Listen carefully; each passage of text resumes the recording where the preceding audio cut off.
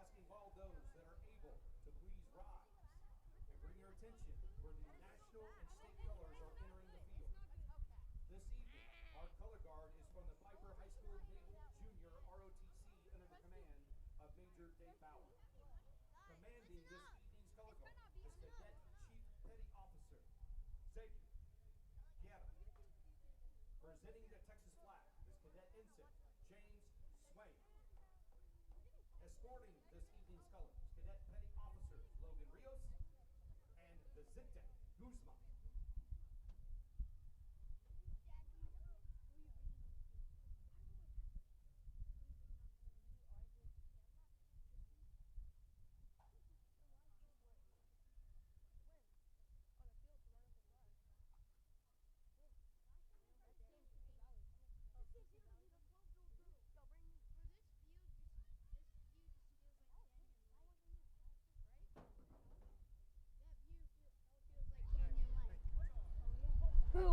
I hate it. Ladies and gentlemen, please remain standing and remove your hats as the Pieper High School Band of Warriors, under the direction of Evan Berry, plays tribute to this great nation, our men and women in uniform throughout the world, and all of our veterans and first responders with the playing of our national anthem.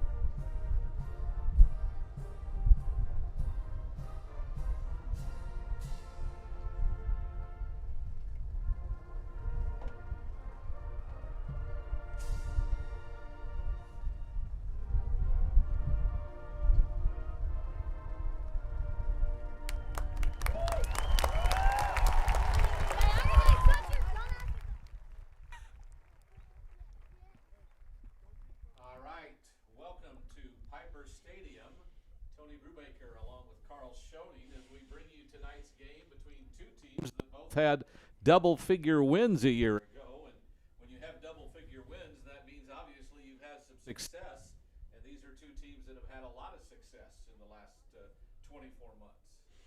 Yeah, and I think obviously you look at the Boerne side of things, they are a team that's stepping up into 5A, so they want to see if they can continue that success at the higher level when you're talking about in terms of enrollment at the school. And on the other side, Pieper, let's put it this way. Boerne has won their district consecutive years longer than Pieper's been a school. So this will be a fun matchup between two upstart teams that both want to prove something as they want to continue that success. And I think the important thing you mentioned there is Boerne's jumping up to 5A. They've been a very good team at the 4A level.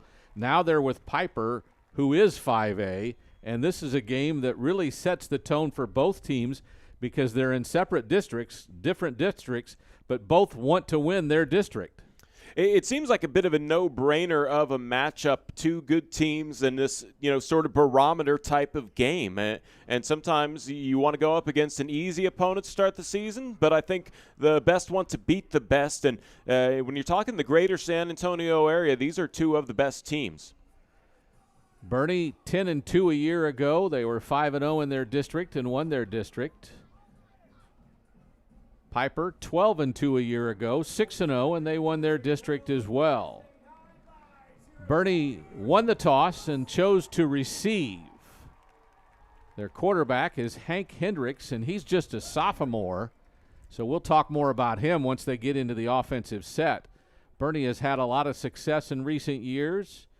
Their head coach, Che Hendricks, 58-17. This is his 7th season.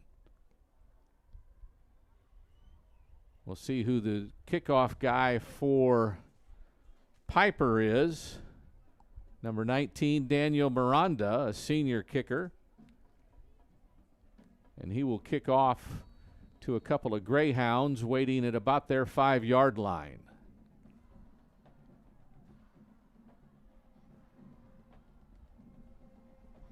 Miranda slowly approaches and then kicks an end-over-end kick that will be fielded at the 5. Brought up the center, then angled to the right side of the field. Has a seam, gets to the 20 before he's tackled down in a heap right there. That is John Hamilton, a backup running back, in on the tackle, and Boerne will start 1st and 10 from their 20-yard line. Solid enough return there from Brooks Perez for the Greyhounds and gets them to the 20-yard line. Always a little bit of nerves, that first kickoff of the season, and obviously if you just get solid yards right there, you'll take it and give your offense 80 yards to work with in front of them. The wind looks to be blowing kind of across the field, so we don't know how much of an advantage it'll be any one directions. Hendricks, the quarterback. Nicholas, Garrison, Bays, and Perez, the wideouts. Adam Hicks, the senior running back, behind him. Again, just a sophomore. Hendricks hands it off. A short gain up the middle by Hicks, about 2 or 3 yards.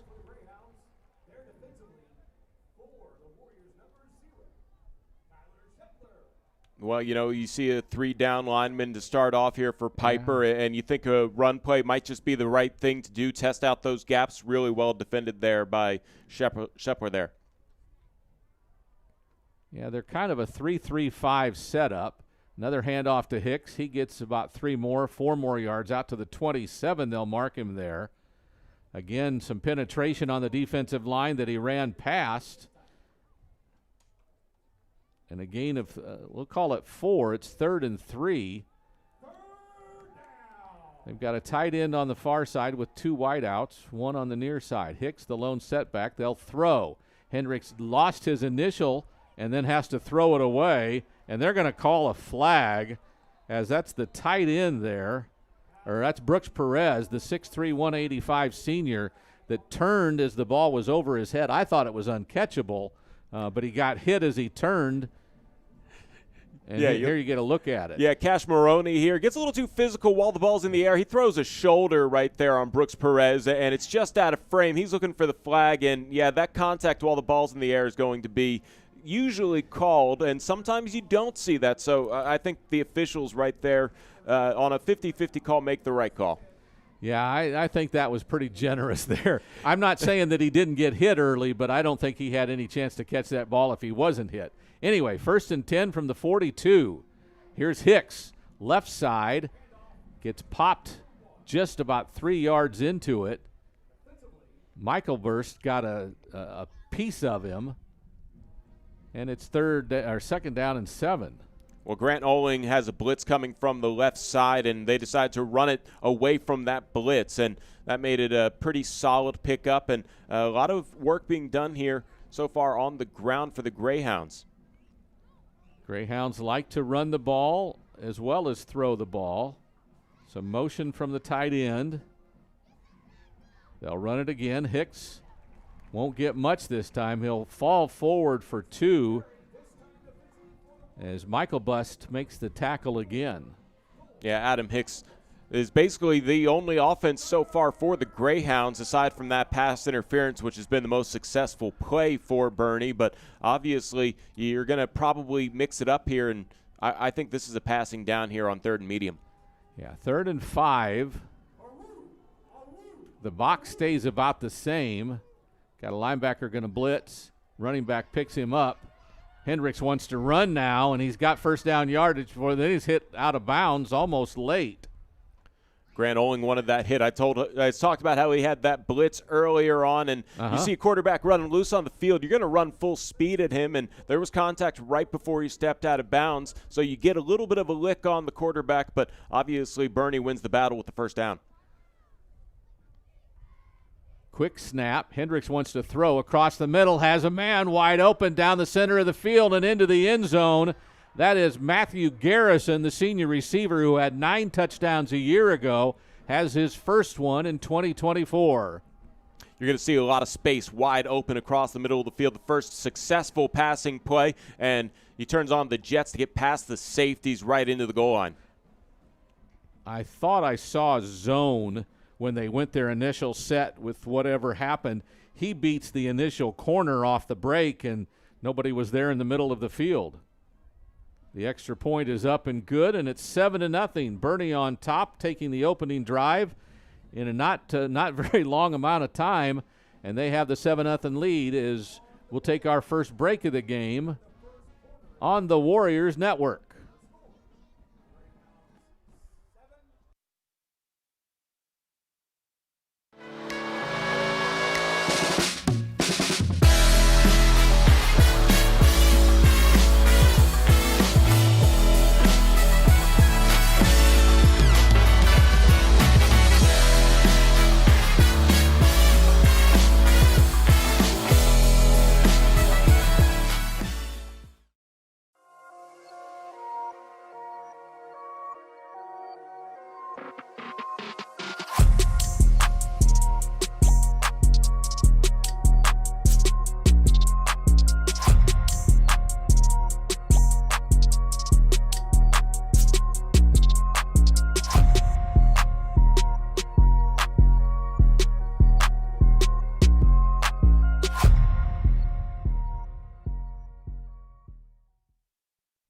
Pieper, a 7-0 Boerne lead as they take the opening drive, 80 yards, and score to take the first, or put the first points of 2024 on the scoreboard.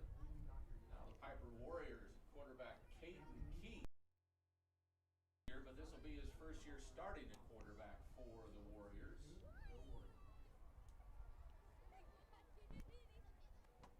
And obviously some special teams would help out a senior quarterback in his first drive as Andrew Grindstaff waits back to receive with Aiden Roos for the Pipers. For the Warriors. Kickoff is made. Fair catch is made. In high school, does that go to the 20 or does that go to the 25? Do you remember? I believe it's the 20, but they're trotting up to the 25. 25 it is. Yeah, a fair catch on kickoffs is 25. Fair catch on punts. You know what? Yeah, it depends on the location. We'll refresh our memory as we see it happen, because that time it shakes you off. The first time you see a fair catch in about 8 months. So 4 wide receivers in the Warriors offense is what they do. Champagne, Grindstaff, Palmer, and Drake, the 4 listed among the starters expected to go out there. Drake seems to be the thick one out on the far side. A little more bulk to him. We got 3 on the near side. And again, Caden Keith, the senior quarterback. Brady Hopper is the running back. He's out in pass routes. Keith braces himself and then throws a dart down the left side of the field. And there's a touchdown on the very first play, and that goes to Brady Hopper, the tailback, who scores on their first play to tie us. Well, with the extra point, we'll have a tie score. Polar opposite offenses. In this particular case, the Warriors go 5 wide to start things out, and that means there's a lot of receivers running routes and extending the play. Just a great job there by Keith to run to his left and on the run make a just perfect throw. And they look like they're going to go for 2 here. Maybe that's what they do. Here's Hopper going right, has a seam. Did he get in the end zone? No, he did not, says the official on the far side of the field. So it's 7-6. Boerne leads Pieper by 1 point as they don't go for the extra point. They go for 2, and I don't know the history enough to know if they do that all the time. And I like the aggressive mentality, because you want the other team to play catch-up no matter what part of the game it is. So now you're still a point behind, obviously. But I think Hopper right there might have just been a little bit gassed after running a 75-yard completion for a touchdown. He gets another chance to get 2 more points at the end of the drive. And I would have liked to see a little bit more extension from him right there, as he was playing the smart move, protecting the ball, and just a little short of the goal line. Yeah, the blocking was there if he got to the hole quick enough, it looked like, from here. And you know, I like the idea. You scored, you get a chance to do the 2-point conversion, but I would say exercise sports science probably suggests that he needs to catch his breath for a moment. Not only 10 seconds earlier did he make a spectacular play. Yeah, he just ran the distance of the field, basically. So Pieper and head coach Nick Rogers, in his 4th year, his record 16-14. Now, that included an abbreviated season to start with, and then a not-so-good season followed by 2 good seasons. Or a not-so-good season and a really good season, I guess is how I'm supposed to say that. In any event, Pieper will kick off again to Boerne. And we'll do this again. Now that we're almost 3 minutes into the first quarter, we've had 2 touchdowns. Yeah, well, if you wanted offense, you tuned into the right game. Both teams starting off with a bang. One team did it methodically, the other one did it quickly. Reception made, and big hit. Not a very good return. Frazier and Chapman made the hit. Yeah, it's one of those situations where we talk about these kickoffs always being a little bit of high anxiety sometimes because you're watching the ball in the air. You're not seeing how the play's developing on the field. In that particular case, Frazier decided to run to the right and pretty much run towards the sideline and ready to read that the entire way. Ben Chapman with a highlight reel hit. So not so good field position, this time coming out at the 14. Hendricks with 3 receivers to the far sideline, 1 to the near. Hicks still the back with him.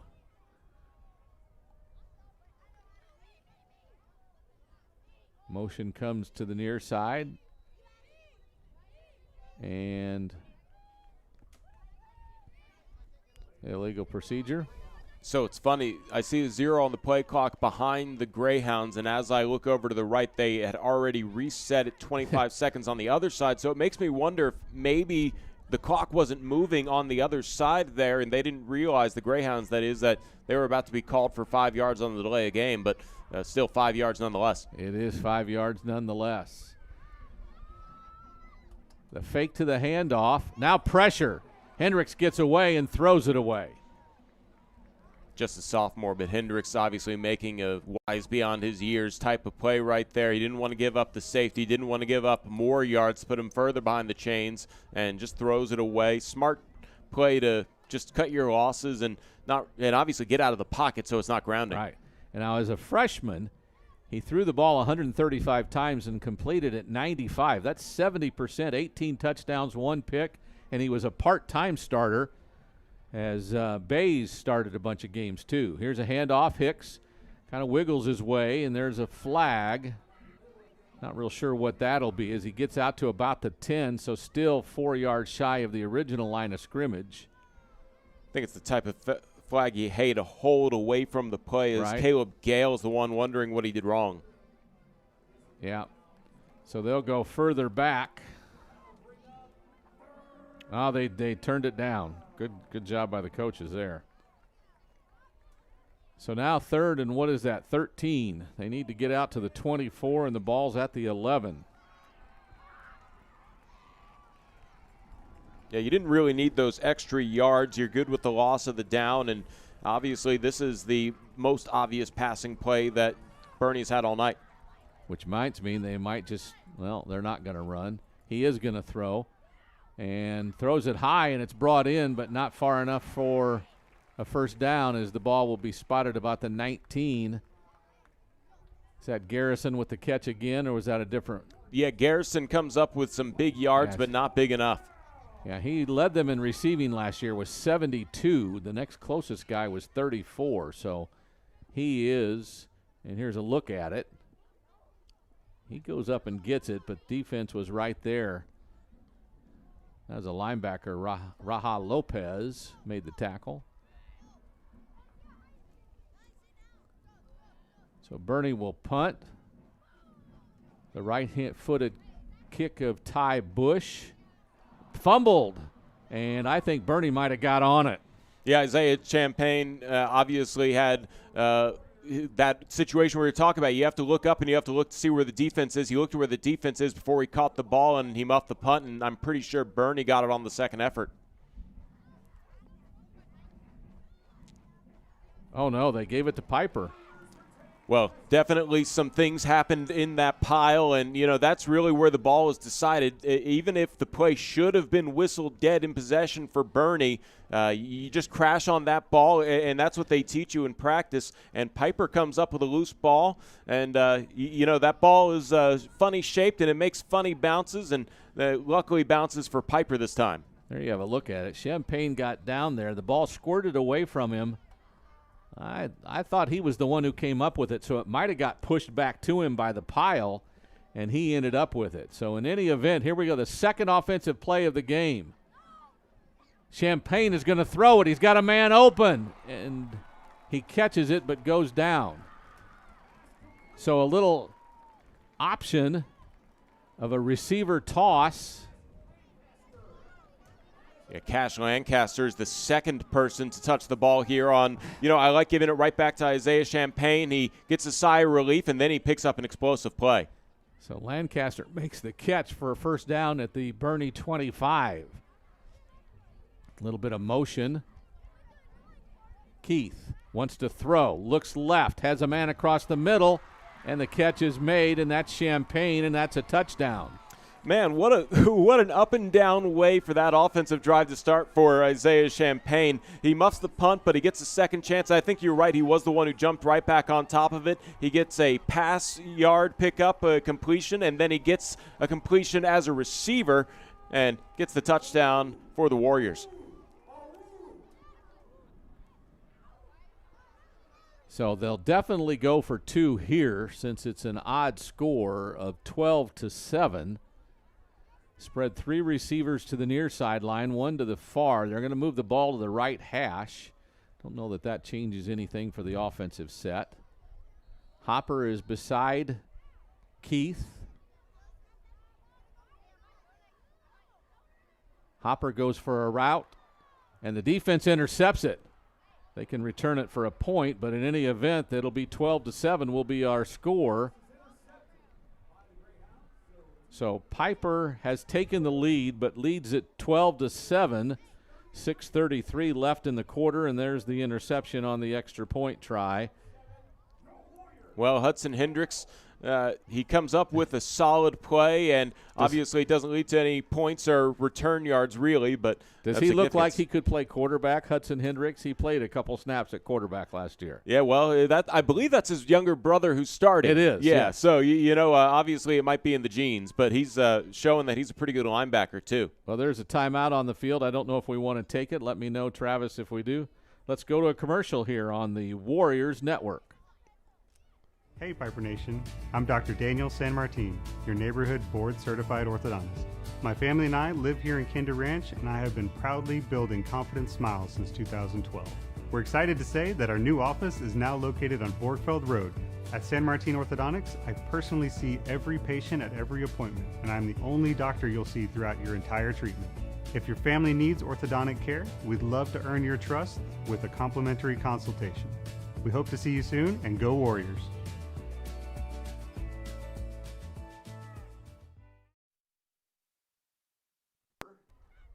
At Pieper, here we are, 6:33 in the first quarter, 12-7. Pieper on top, a couple of touchdowns, but no successful extra points. They're not kicking. Maybe their kicker's hurt. Who knows?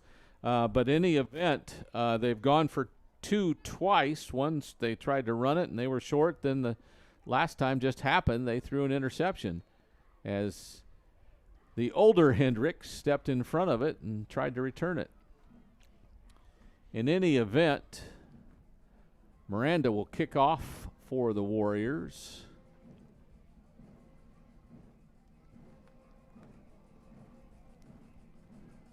Right foot into it. Should have called for a fair catch. He's going to be pinned. Same place as last kick. Zach Frazier. Really wish he'd figure something else out, because they're pinning him down on that kickoff.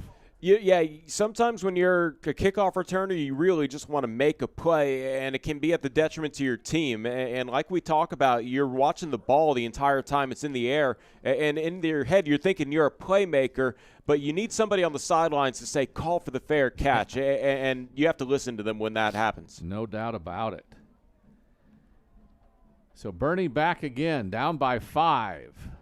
Handoff. Hicks gets out to the 15, a gain of 4 before he spun down. Yeah, Bennett King with an ankle tackle right there, but obviously just a healthy dose of Hicks as the run game continues to move the chain marker a little bit forward. So 2nd and 6. Hicks gets it again. Lots of penetration that time. Several guys got there early. Yeah, that initial hit there by Nino Spina is what slowed it down, and then he got in on the gang tackle afterwards.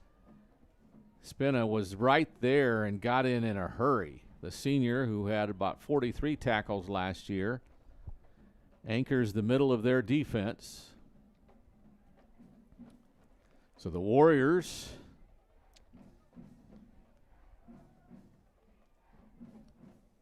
want to blitz. Somebody moved offensively, so that should be procedure. Yeah, you're going to start seeing the first finger pointings of the evening, but I believe that goes on the left tackle. So it is 3rd now and long, about 3rd and 12, I believe. The ball's at the 9. So right now, after the initial drive where Boerne had success, got aided by 1 penalty, but they had a lot of success. Now they haven't, in 2 different drives, haven't had a lot of success. Hendricks wants to throw it. Far sideline. Nice catch made. Was that Nicholas? Eli Nicholas, I think, made the catch. Correct. And you know, what a catch that was, because just breathing down his neck right there as he wants to move the ball was Josh Gill. Josh Gill's a big man, a senior coming at you in the pocket.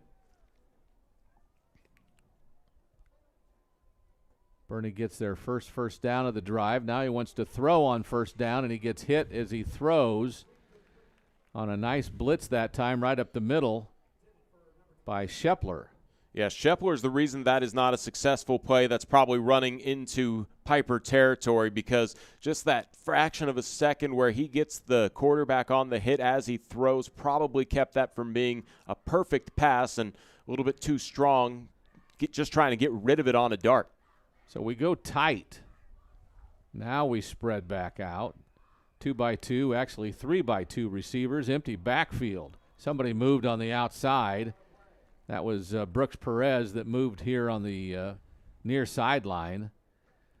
So instead of 2nd and 10, it's now 2nd and 15, and the penalties are starting to add up for the Greyhounds. Yeah, Hendricks finally gets a chance to open it up, go 5 wide, and just a little bit too eager there, as I think the play was probably going to be designed for Brooks Perez to just get a go route, and he started a little too early on that. So 2nd and 15 from the 20. Hendricks, empty backfield, has some time. Now lets it go across the middle, has a man and a completed pass, and loose down the far sideline. Finally tracked down inside the 30. That is Walker Hill, a senior receiver. And that's a long 1st down up to the opponent 30-yard line. Well, like I said, they open up the offense, so Hendricks has 3 receivers just sprint down the field, and he's just decided, I know one of them is going to be open. He sees the guy right down the middle. Hill went just down the hash, basically, and he got hit. Hicks with the handoff. Gets met in the backfield. Breaks that tackle. Breaks another tackle. Makes a 5-yard gain, shedding a couple of defenders before he's stopped there by Bennett King. And you're also seeing a little bit more tempo out of this Greyhound offense now that they've picked up a 1st down. Hicks goes out. Ivan Perez, I believe, has come in. It'll be a pass. Hendricks lets go. Far sideline. Nice catch made. I think that's Nicholas. He breaks a couple of tackles before he's shoved out of bounds inside the 5-yard line. Great footwork by Hendricks. He backpedals in the pocket, and he finds Nicholas for the first down. And now this Greyhound offense is trying to tempo this Warriors defense that all that kind of playing backwards on your heels, that starts to make you breathe a little heavier. And now that they're in the red zone, the Greyhounds are going to slow down and make sure they get the right power play. First and goal from inside the 5. This is the backup tailback Perez, and he should be in the end zone, I think. Yes, he is. The far sideline referee makes the call, and that's another Greyhound offensive touchdown, and they've taken a 13-12 lead with the extra point to come. Boy, he got kind of pinballed in there and then dove forward to the end zone as he's being held by Kepler. So the kick is up. Ty Bush, right foot, through the uprights. It's 14-12, so 2 touchdowns for each team. The difference is Boerne's kicked 2 field goals, and Pieper has not. 2 extra points, I should say. So there's a break in the action. It's 14-12, Boerne on top on the Warriors Network. See you in the next town if we make it. We weren't built for being on time. Everybody knows it's gonna be a wild, wild, wild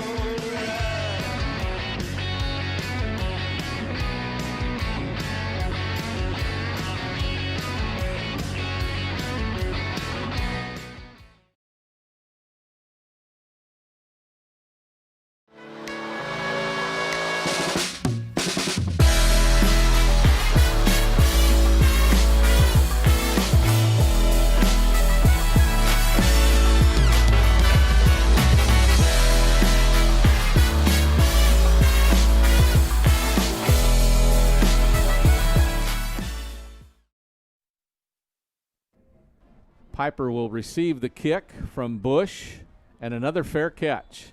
So they've been taught that if we'll get to the 25, unless you think you can return it past the 25, why not just do that and save our bodies? Yeah, I like the idea because obviously you see this at the higher levels of football. There's a higher chance of injury in kickoff plays and a lot of sprinting, full speed running into each other. So, yeah, great way to phrase it. Save your body. And obviously Pieper's pretty confident in what they can do with their offense on the field. I think they have had lots of success so far. I'm not tracking how many plays, but the first drive was 1 play. The second drive was what? Do you think 6? 5 or 6? They marched, that's for sure. Yeah. So, again, we've got 5 receivers out. No empty backfield. A flip to the running back who's then tracked down after a short gain. Yep. Hamilton got it as the back and kind of almost a Statue of Liberty with a flip in front. And we have a dead ball foul, I believe. Personal foul that'll go against the Greyhounds. Wow. So I think this happened after the tackle and oh, yeah, Yep. late hit. Late hit. yeah, and that's Blake Burkholder. Well, that's why you call Yep. 15 yards. Can't dive after he's already down. Yeah, once he's down, and he was clearly going down. So, again, here's Hamilton, who spun around and gets a couple of yards. We'll give him 3. Defensive unit of Boerne has not had a lot of chance to get in a rhythm because Pieper scores on their first play and then marches pretty efficiently on their second drive. Yeah, back-to-back handoffs to Hamilton here makes you almost feel like Pieper's burning a little bit of clock. They need to because the clock's still at 3 minutes in the first quarter, and it's 14-12. They're going to hit the outlet, which is Hamilton over here on the near sideline. He avoids 2 tackles before he's brought down by Freezier. And we're going to say that's Frazier. Like the show? Let's go with it. Yeah, okay, we'll say that from now on because I heard the PA guy say it. So another first down for the Warriors.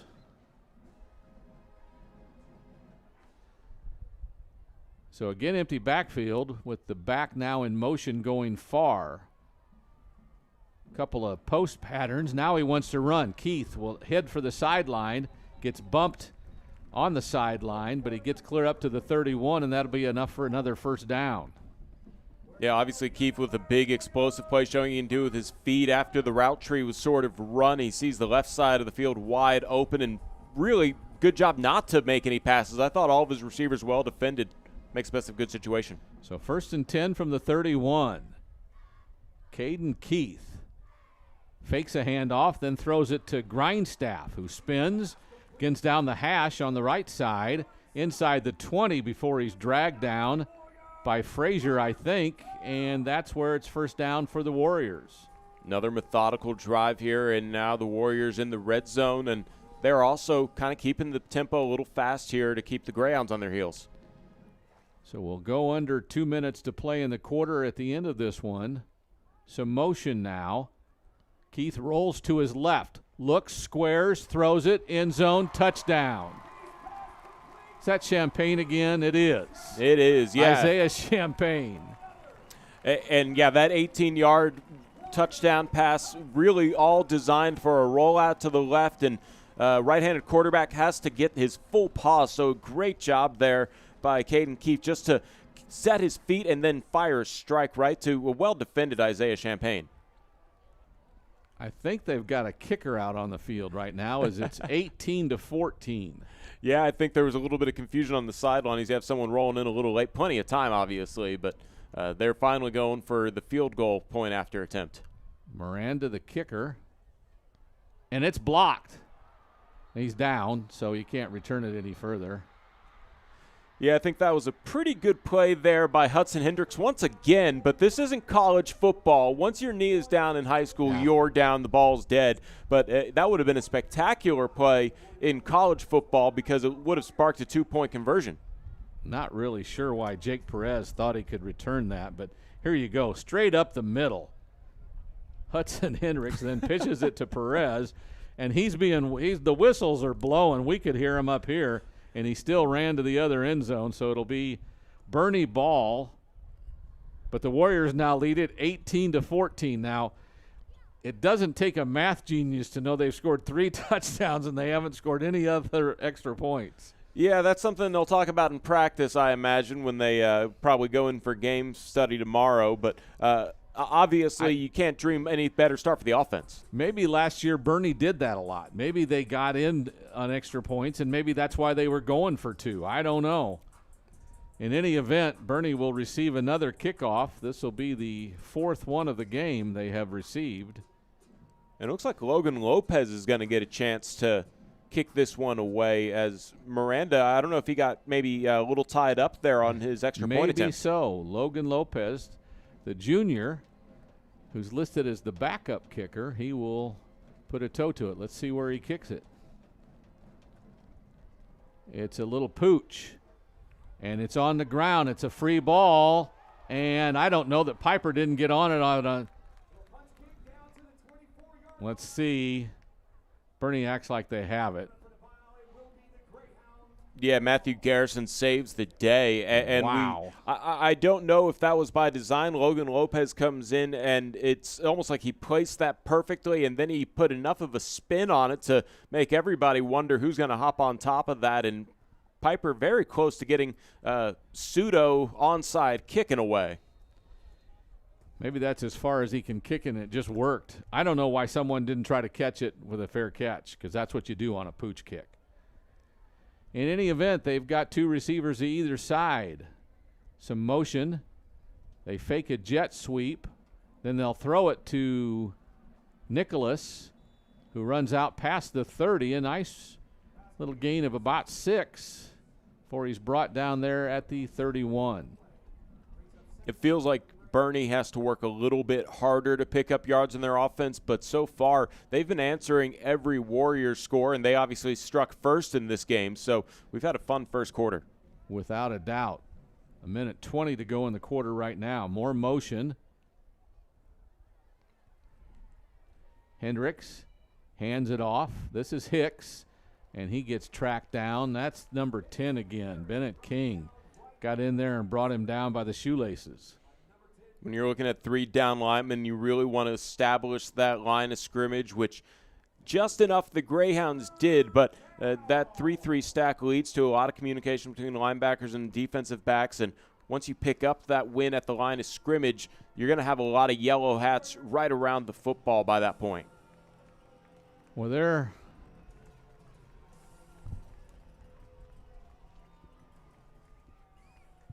it's almost like an amoeba defense at times. Here's Hicks up the middle, gets popped after a short gain, gets almost back to the original line of scrimmage, but not quite, so it'll be 3rd and long as we're probably witnessing the last play, because I don't think Boerne will get another one off again. Yeah, but it is 4th down, pardon me. Oh, yeah, and what a time to have the end of the quarter here as you can think about this 4-2, and they're going to fake like they're going to go for a play, and it doesn't look like the Warrior defense is taking them too seriously. They're going to see if they can get him to jump, which they didn't, and the quarter will come to an end. So the Warriors of Pieper High School lead this one 18-14 at the end of the first quarter. This is the Warriors Network.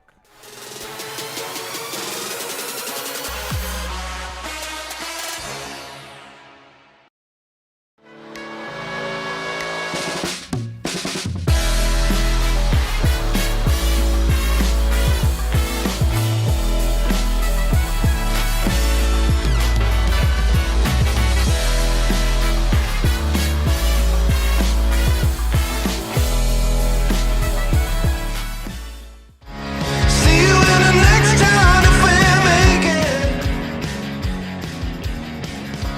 We weren't built for being on time.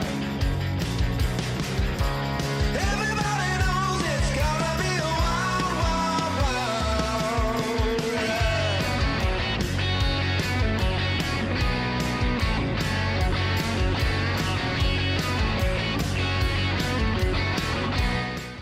Hey Piper Nation, I'm Dr. Daniel San Martin, your neighborhood board-certified orthodontist.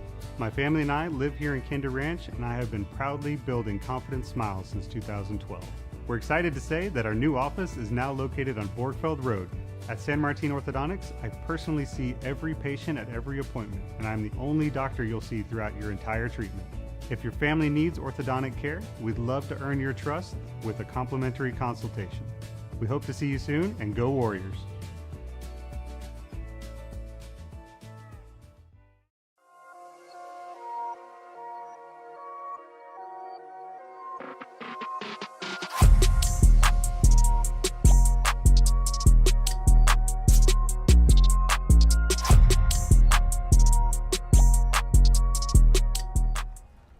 All right, it is 4th down, and they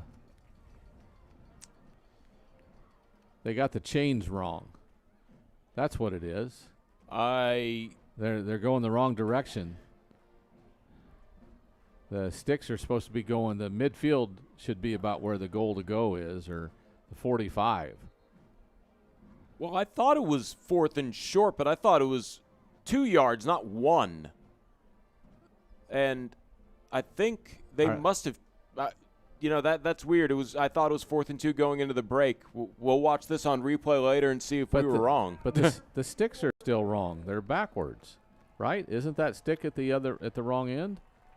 I think you might be right. Well, we're not officials. They're going for it. Hicks gets hit in the backfield, then goes forward. He crosses the 35.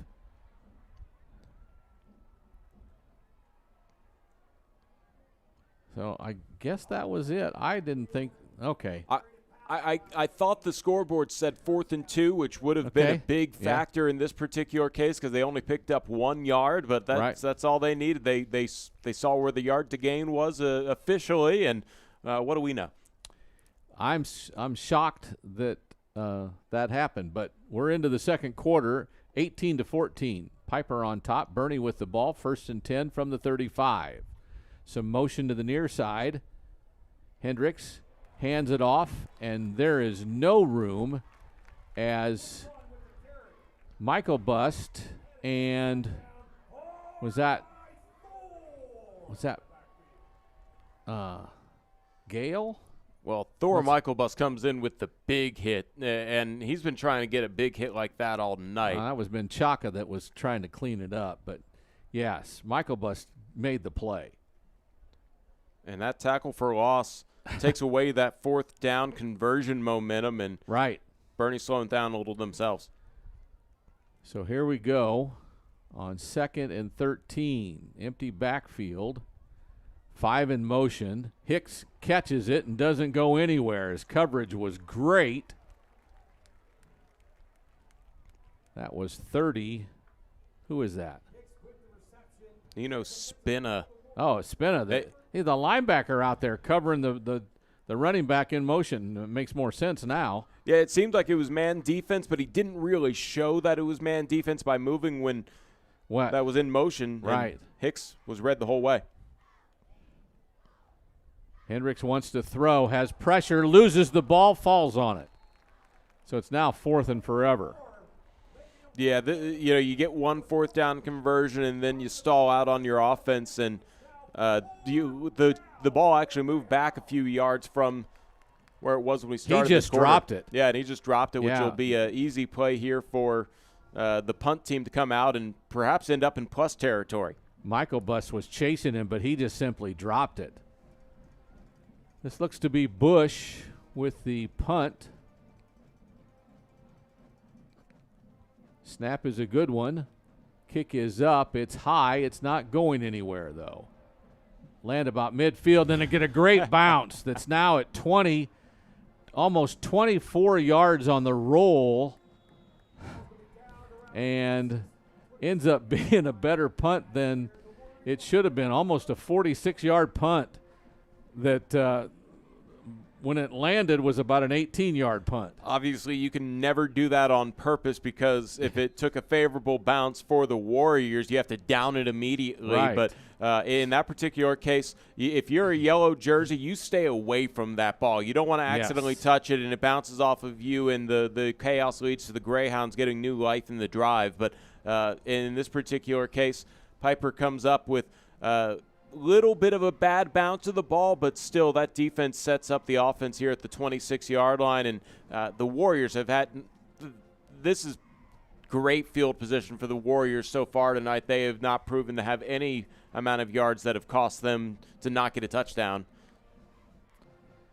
Well, they'll come out after this timeout that we kept here, but the defense is coming out, so is the offense. We'll see if they let them go very much soon, because the Red Hat's still out there with 9:25 to go in the second quarter and a 4-point lead for the Warriors. She finally walks off the field. I don't think she was too eager to, though. So 3 receivers to the near side, 1 to the far. Fake to the handoff, then a pass across the 30-yard lines. That's the interior receiver, Grindstaff, who kind of always lines up in the slot. Had a good year last year with 5 touchdowns. In the way that this offense passes, I think he's going to surpass that. So 2-by-2 receivers. Running back goes out as well. There's some pressure. I think he gave up too quick. I don't know what you saw, but Keith got angst. The pressure came from the outside, I thought, and he got kind of antsy when he saw the pressure, but it was contained. Let's look at it again here on the replay. Yeah, I don't. Well, you avoid a hold right there, and you sort of know that the pressure is about to break down, so you just try and tuck it and run. And I think a great job there by Braylon Socolillo, who doesn't actually commit the hold. So the Warriors fake the handoff. The ball's tipped, and I think that was Grindstaff who came down with it if he did. Yeah, and that'll be a first down. Very fortunate tip of the ball right into Grindstaff for the first down, and you obviously have your heart drop for a second when you're a quarterback and you see that your pass is deflected, because tip drill usually means that there's a better chance for the defense to make an interception. Usually, yeah. So Hopper beside Keith, 2 receivers either way, fakes the handoff and gets hit as he throws it, and he's slow to get back up. Yeah, Braden Bays, who plays both ways of both the tight end and the defensive end, comes in with a big hit to blow that play up. And obviously Keefe stays in, takes the hit, but also gets rid of the ball. And he'll feel that tomorrow for sure. But right now he can live to play another down without having any loss of yards. He feels it right now. I can tell you that by watching his demeanor. So 3 receivers go to the far side, 1 to the near. Hopper still the back with him.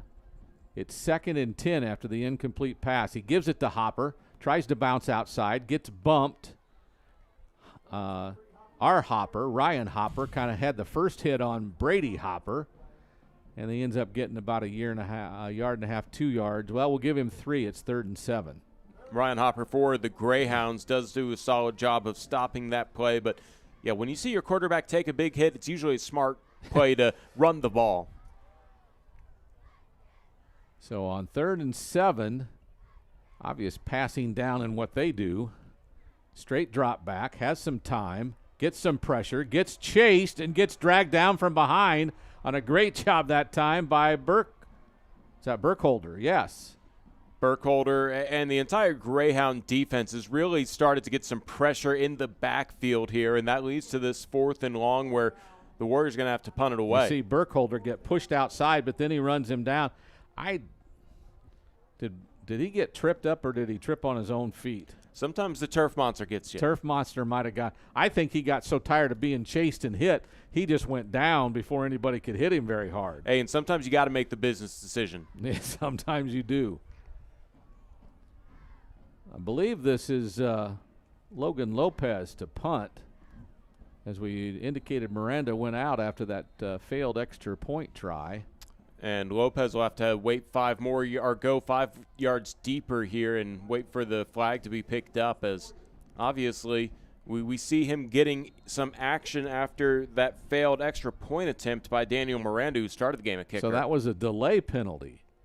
Correct. How do you as a punter get a delay? That's the snapper, I guess, has to wait for the high snap. Lopez gets it, puts a foot into it that ends up getting a little bit of a roll, and there's all kinds of tomfoolery going on in the midst of all of that, but the roll gets it out to almost close to a 40-yard punt.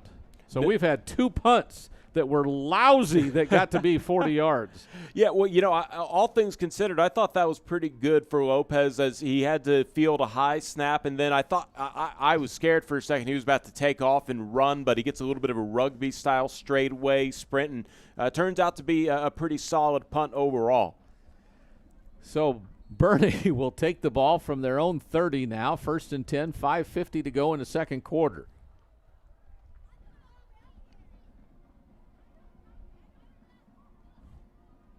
Little handoff up the middle. That's Hicks. Best run of the night. They put 2 H-backs off to each tackle that time, and I don't know if that meant more blockers pushing straight ahead, but Hicks had a hole in the middle and got 6 yards, and that'll make it 2nd down and 4. And I wouldn't be surprised to see Boerne go to that jumbo set a little bit more often, because it was a successful play right there, and the ground game's been their bread and butter to keep moving that marker forward. We got an H-back. And now another one comes in. They do the same thing again. This time he'll throw. Hendricks wants to run now as he's getting a scramble into it, and he'll get a 1st down for it. Oh, he's hit out of bounds. That has to be a flag. Yeah, that's a big flag, and it might even spark a little bit of extra kerfluffles as Nino Spina comes up with a big hit just a step late. And obviously this is going to raise some tensions, and, 15 yards well earned here. Look how close Spina gets, and you know what? He kind of did a little foot, he almost asked for that. Yeah, and now we got some pushing and shoving. And I would have to say that from our angle, that just looked like a really good hit, didn't it? Because from the replay, it looked like he was still on the field. Yeah, from the replay, from our angle, it looked like it was a late hit. From the replay, it looked like this should be picked up, in my opinion. We're going to see what he says here. Late hit out of bounds is what the call is. Wow.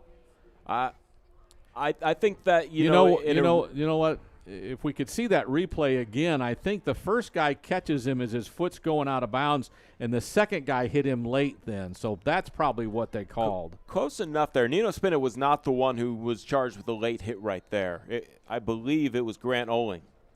All right, so it's 1st and 10 from the Pieper 43. So Boerne gets a break there. Hendricks hands it to Hicks, and there's room up the middle, and he's running free for a first down inside the 35. So I believe that's Ivan Perez who just picked up that first down. So Hicks went out and Perez came in, and you're right. And solid for Perez to pick up 11 yards on first down. He is a senior as well, and he had good yards last year. Boerne wants to throw. Hendricks looking left side. Now scrambles towards the right. Has some blockers. Now gets met. Has someone in the middle of the field and completes a pass inside the 15. That'll be another first down for Boerne. Does that look like, was that Ben Bays? Ben Bays does come up with the catch at the end of the scramble. And tell you what, that's Hank Hendricks just making something out of nothing, get him into the red zone. Bays just went down and saw what the defense was giving him and sat down in the center field area. And Hendricks did a great job of waiting for him to get there and then completed a dart to him. So 1st and 10 from the 11. We're going to 4 minutes to go in the quarter on this play. Hendricks wants to roll to the right. Throws across the middle. Has a man who then kind of dropped the ball. That's Will Traylor, the tight end. And I think Boerne fell back on it, but they'll lose a couple of yards. Yeah, quarterback Hendricks has to come in and save the day. Otherwise, this might be running back for a Warriors touchdown. Solid job completing. You see wide open defender. And he just Hudson lost Hendricks. That's Hudson Hendricks. One of the tight ends on this team. Yeah, the brother makes the completion. Yeah. So his brother yelled at him, "Hey, older brother, hold on to the ball." Hendricks almost wants to run this time, and it was a straight run. He just put his head down, thought he had room there, but ended up going out of bounds with not much of a gain. Caleb Gale up for the challenge, is able to track him down from behind and lunge for that tackle before he can really pick up much of anything, and a big third down right now. I'm not real sure what he saw on that play, but he took the snap and then started running from the get-go. So again, 3 receivers to the near side, 1 to the far. Hendricks takes the snap. Delayed handoff. Hicks going right, has a blocker in front, has the end zone, and Boerne's into the end zone again, and they've retaken the lead. I like the counter in that particular play. Hank Hendricks designed, looks like it's going to be running to the left, and then he hands it off, and Adam Hicks decides to take it to the right side. The entire defense is going to the other direction, and he's able to find that pylon. He got 1 key block and then outrun the rest of the defense. And Boerne has a 20-18 lead right now with the extra point to come. The kick is up. And it's good. This is, I think that was Diego Jimenez, the sophomore kicker who made that one. 21-18. That's the score. Boerne on top of Pieper on the Warriors Network.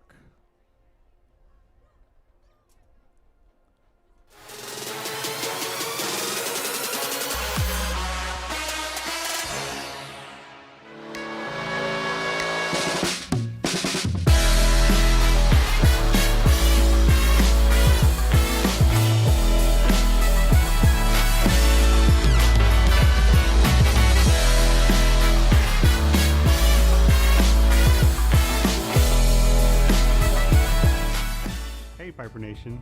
I'm Dr. Daniel San Martin, your neighborhood board-certified orthodontist. My family and I live here in Kinder Ranch, and I have been proudly building Confident Smiles since 2012. We're excited to say that our new office is now located on Borgfeld Road.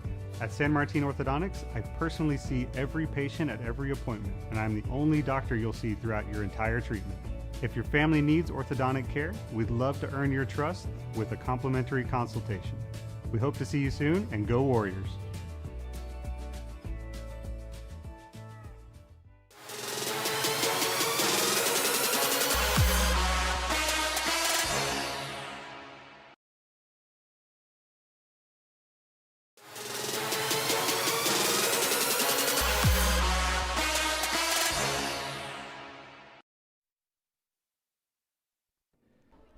We're back to Pieper, where the Greyhounds have just taken a 21-18 lead.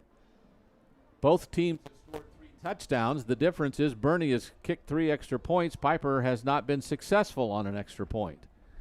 The kick is a low line drive that ends up, that goes out of bounds. Kind of ran the numbers until it ran left out. And they can make him kick it again, or they can take it at the 25, right? Or is it the 30? I don't know. I believe it's the 30, or if it went out of bounds at an angle, we'll have to see if it's more favorable. It looks like they'll just accept it at the 30. Yeah, I think that's what we're doing. And that's solid enough field position.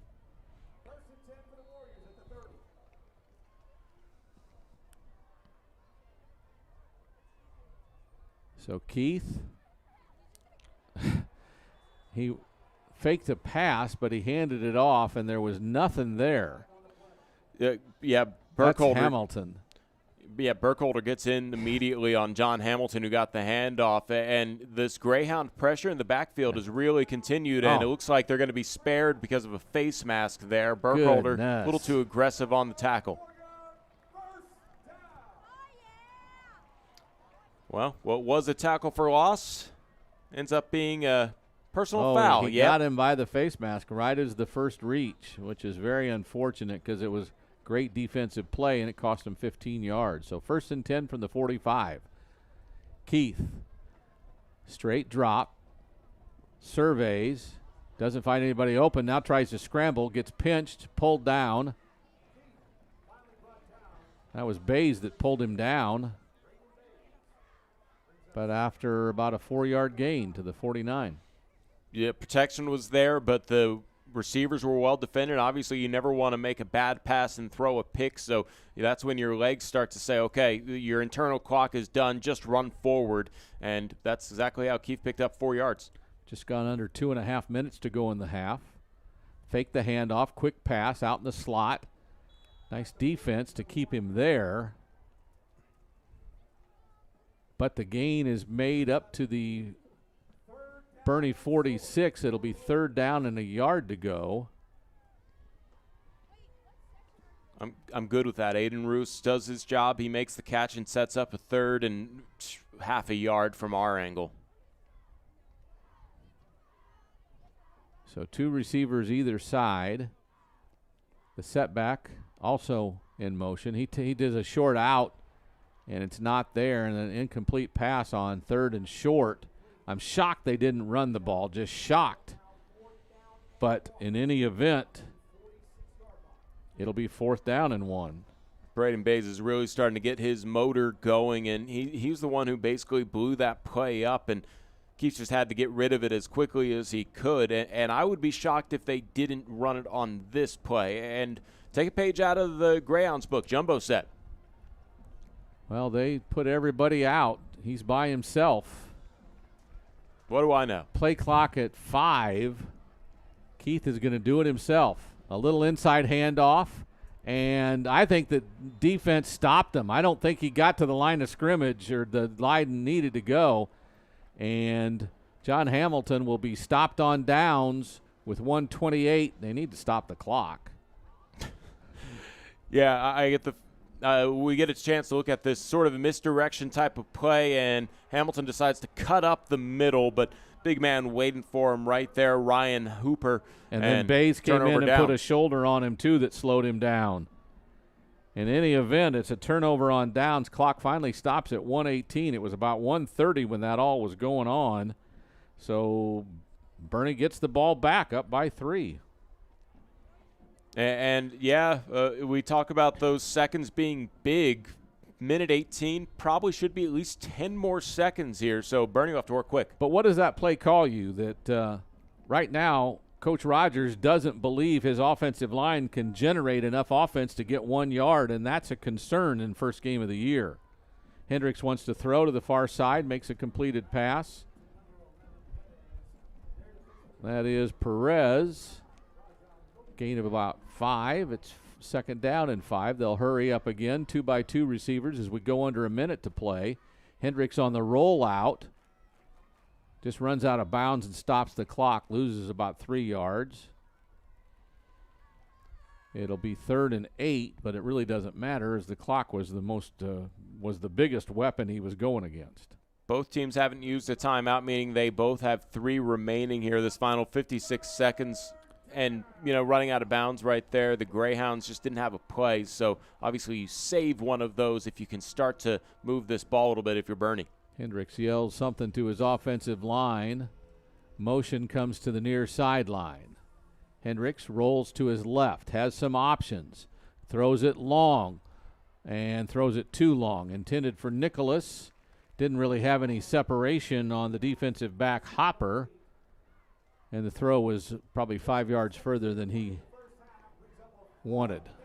Yeah, and in this particular case, now your defense gives you another chance to where those 3 timeouts that I mentioned for Pieper in this particular case could come in handy if you can start to move the ball yourself. This is a defense, they're not coming to block it, which I thought they might, but this is a safety kind of defense here. In case they try to fake it is what it looks to me, doesn't it to you? That'd be bold if they tried to fake it, but you better play it right. You're looking for momentum. Bay's kick, fair caught at the 21 by Champagne. So you got 40 seconds to work with, all 3 of your timeouts, an offense that has been productive enough that you can believe they can go this far. You talk about that 1 yard on 4th and short that they didn't get on 3rd and short, and I imagine this is going to be pass play every single time so the incompletions can stop it. But I wouldn't be surprised to see that run game try and sneak in if you can get a couple completions and then they use a timeout. Yeah, it'll be interesting to see what they do at this point because it's just going to be interesting. I don't think Keith has the total confidence he needs to make this a real efficient drive of 78 yards. But we'll see. He's out there running the show. And I think Boerne wants to talk things over. You can't take those timeouts into the locker room with you, so they'll talk it over defensively. Keith calling the rest of the offense back to the sideline. How did we lose 4 seconds? Oh, there we go. Never mind. They're going to fix it. Yeah. As now you can see on the broadcast game clock that we're synced up to the game clock here. We do not have 42 minutes left in the half. They put it at 42 seconds, so they actually added a couple seconds here. Yeah. I was scared that they were preparing for halftime. Well, now it went to 41. And I'm pretty sure it was like 40.7 when they got the ball. 41 seems fine. Yeah, I think it is. We can cut the difference. If 0.3 of a second make a difference, that'll be amazing. So the Warriors will send 2 receivers to the far side. There are 3 receivers to the near side. So all 5 wideouts on the field. Keith has to hope that he has time this time, as he hasn't for a couple of plays. Only 3 players rush. 1 gets in his face, throws it to the sideline. A catch is made, then the ball is dropped. It's going to be an incomplete pass, as Evan Drake didn't hang on to it and dropped it the minute he got hit, and it is incomplete. Yeah, you need that if you're Pieper, and it looked like it was going to be solid, and that was so close to actually being a fumble and then picked up there by Pieper, but the completion of a football move was not made, so it's just an incomplete pass. Bobby Jet Wilkerson with the hit there, the junior. So now with 32 seconds, it's 2nd and 10. Straight drop, 3 rush. They get close. He throws it and completes it across the 30. That'll be a first down and will stop the clock. That is Grindstaff. And I think the Warriors are going to use their first timeout. They're going to use a timeout with 23 seconds, 23.8 seconds. And Grindstaff takes a hit as he completes that catch. And I like this timeout just to figure out what you're going to do with your new set of downs, but also give these guys a little bit of a rest. It's been a long first quarter. Junior C.J. Smith made that tackle on that reception. A little shook up as he makes his way to the huddle right there. I don't know if he'll stay in or not. He looked to have his bell rung. Well, I believe this is the Pieper sideline, but both teams have purple in their color schemes, and you could probably take a fair guess. It's 50-50 right on which color scheme right there we saw is the slightly different purple from the Greyhounds or the Warriors. I like the yellow uniforms tonight, though. They look good. They do. So it is first down from the 33 with 27 seconds. They've rounded it. Not real sure why they're doing that, but okay. In any event, they've got 3 receivers far side, 2 to the near. Keith, straight drop, 3-man rush. One gives him pressure. One's going to hit him from behind and put him down. That was Bays with a little added hit to follow. Yeah, both Braden and Ben Bays have just been huge. In fact, Ben Bays is only listed as a tight end on the roster we were given, but he's probably going to have a slash defensive player added after that hit. And this prevent defense package seems to be enough to make Pieper want to just take it into the locker rooms. And that's what they do. So it is at the half. Boerne is up on Pieper 21-18 as we go to the half. And we'll be back with more after these timeouts on the Warriors Network.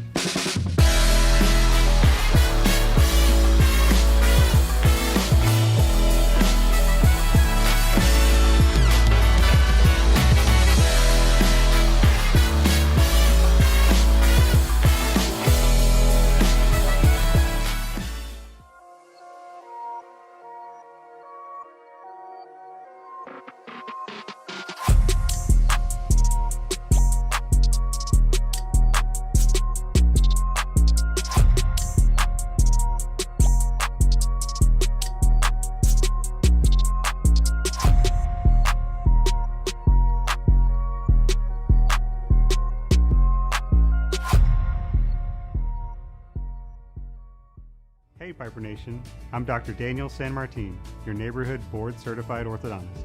My family and I live here in Kinder Ranch, and I have been proudly building Confident Smiles since 2012.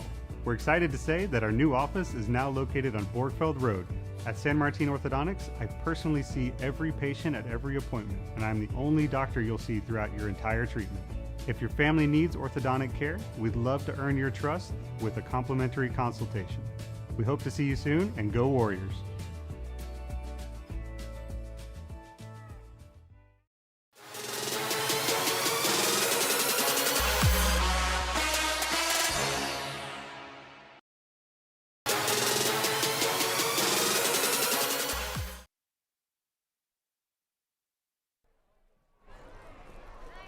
Test.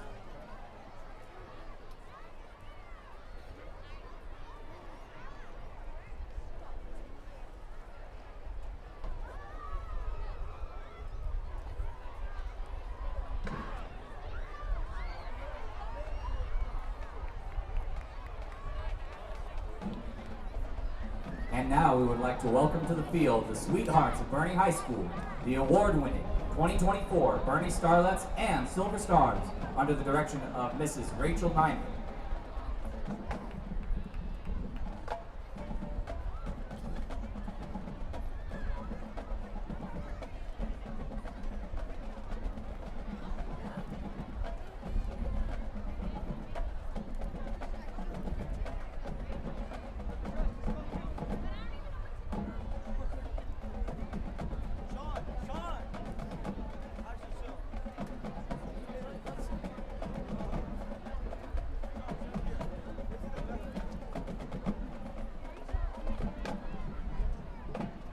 The Starlets are led onto the field by Lieutenant Kylie Clark, Lieutenant Lila Garcia, Lieutenant Colonel Andy Getz, and Lieutenant Colonel Sofia Hernandez. Starlet of the Week is June Fox. Silver Star of the Week, Andy Bennett. Sit back and relax while the Starlets and Silver Stars perform to Word Up.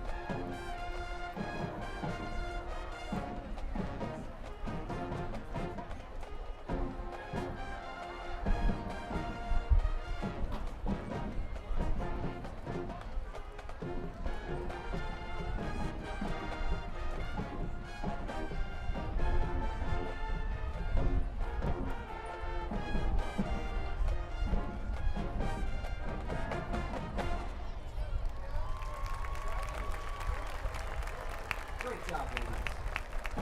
And now, presenting your pride of the key to the hills, the mighty Boerne Greyhound Band. The band is under the direction of Mr. Daniel Larson and Mr. Alan Vidal.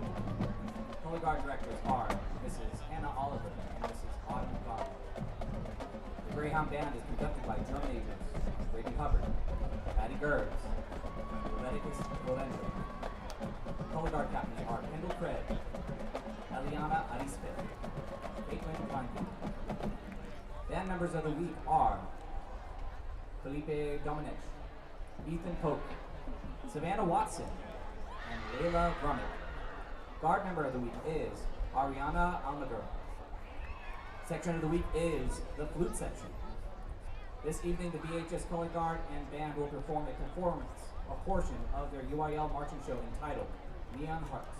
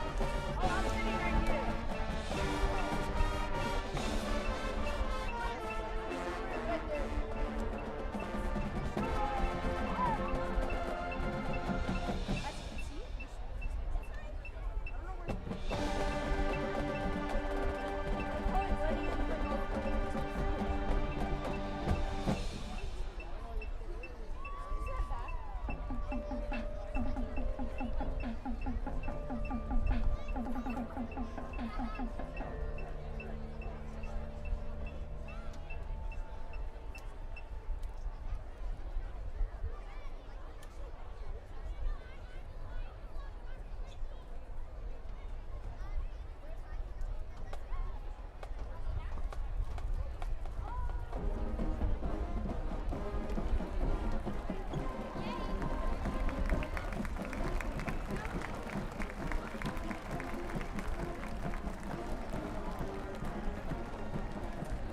you for joining us tonight. Mighty Birdie Greyhound Band would like to thank the following sponsors: Highland Home and Synergy. The band would also like to thank principals Mr. Shane Wilson, Mr. Austin Smith, Mrs. Bridget Thompson, Mrs. Lauren Sanders, Mrs. Lisa Ray, Academic Dean Mr. Eric Paul, and our school board members, our District Coordinator of Fine Arts Mr. Kim Peach, Director of Athletics Mr. Stan Leach, and Boerne ISD Superintendent Dr. Kristen Kraft. And finally, to all the incredible Greyhound fans and families, go Greyhound!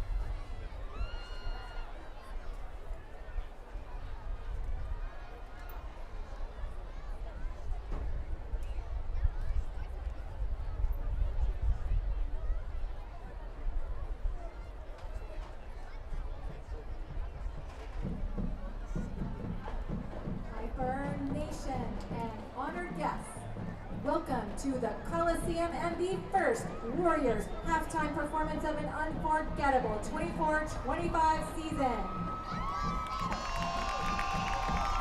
Led by the beat of our award-winning band of Warriors Drum Corps, the Pieper Legacies and Legends Dance Team are ready to entertain. The Pieper Dance teams are under the direction of Jackie Olivares. Leading the teams onto the field tonight, Legacy Junior Lieutenant Sam Broadley and Addie Gladstone, Legacy Senior Lieutenant Bella Trevino, Lieutenant Colonel Shelby Sharp, and Colonel Ivy Bryant.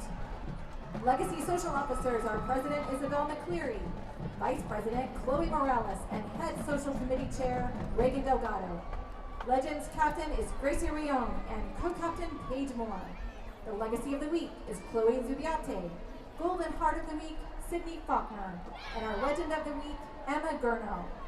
Purple Rain Spirit Girl of the Week, Carly Stover. And Dancer of the Week, Capri Branbury. The Legacies and Legends dance teams perform a palm to any way you want it.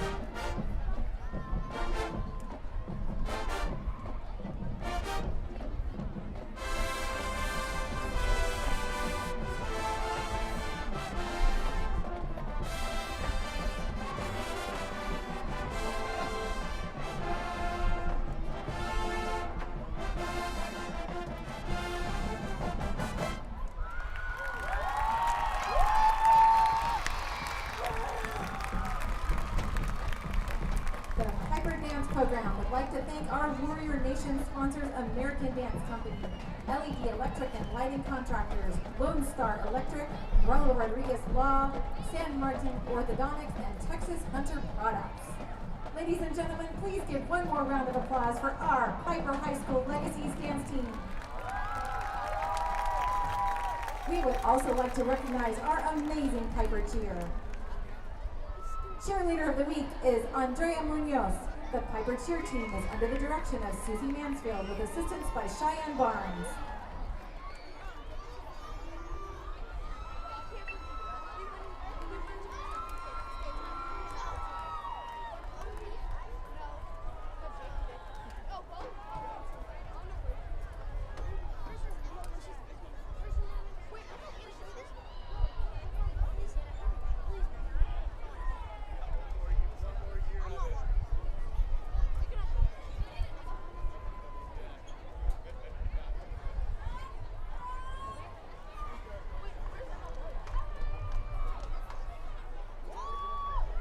Joining us from San Antonio, Texas, please welcome your 2023 UIL State Marching Contest qualifiers, your Pieper High School Band of Warriors. The Band of Warriors 2024 show is dedicated this year to our incredible Pieper fan base and is entitled Come Together, featuring the music of the world-famous 1960s rock band from Liverpool, the Beatles. You will hear some familiar tunes such as Eleanor Rigby, Ovila Dovida, In My Life, and Come Together with some new twists.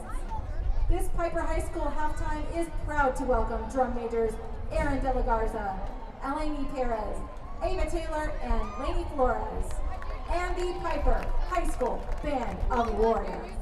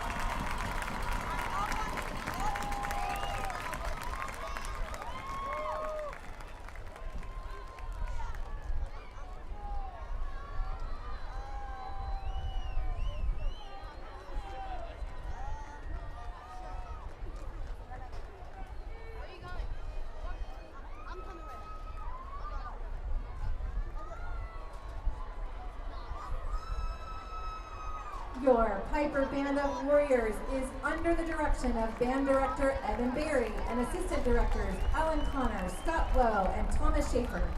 Color Guard is under the direction of John Arroyo. Pieper Ranch Middle School Directors are Dane Vereen and Kendall Tucker. Bulverde Middle School Directors are Danielle Eicher and Taylor Lovato Cruz. Band Section of the Week is your Front Ensemble. The Band of Warriors is brought to you by a team of incredible community sponsors. This year, we're proud to thank our gold-level corporate sponsors, Canyon Springs Family Dental, Piper Smiles Family Dentistry, Kathleen Blantz from State Farm Insurance, San Antonio Eye Center, and San Martin Orthodontics. We would also like to thank our platinum-level sponsor, 7 to 7 Dental. Finally, a most heartfelt thank you to our top-level Warrior sponsors, Lookout Eye Care and Tryon Construction and Engineering.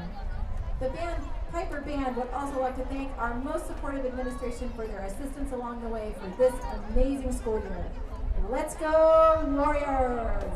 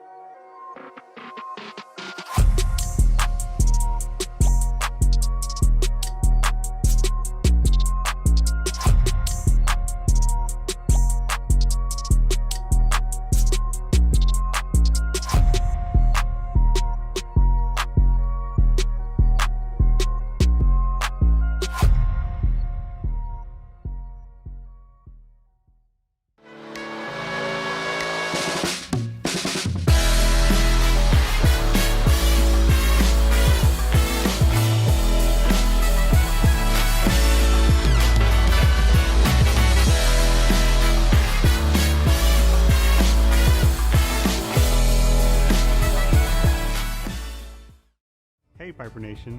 I'm Dr. Daniel San Martin, your neighborhood board-certified orthodontist. My family and I live here in Kinder Ranch, and I have been proudly building confident smiles since 2012.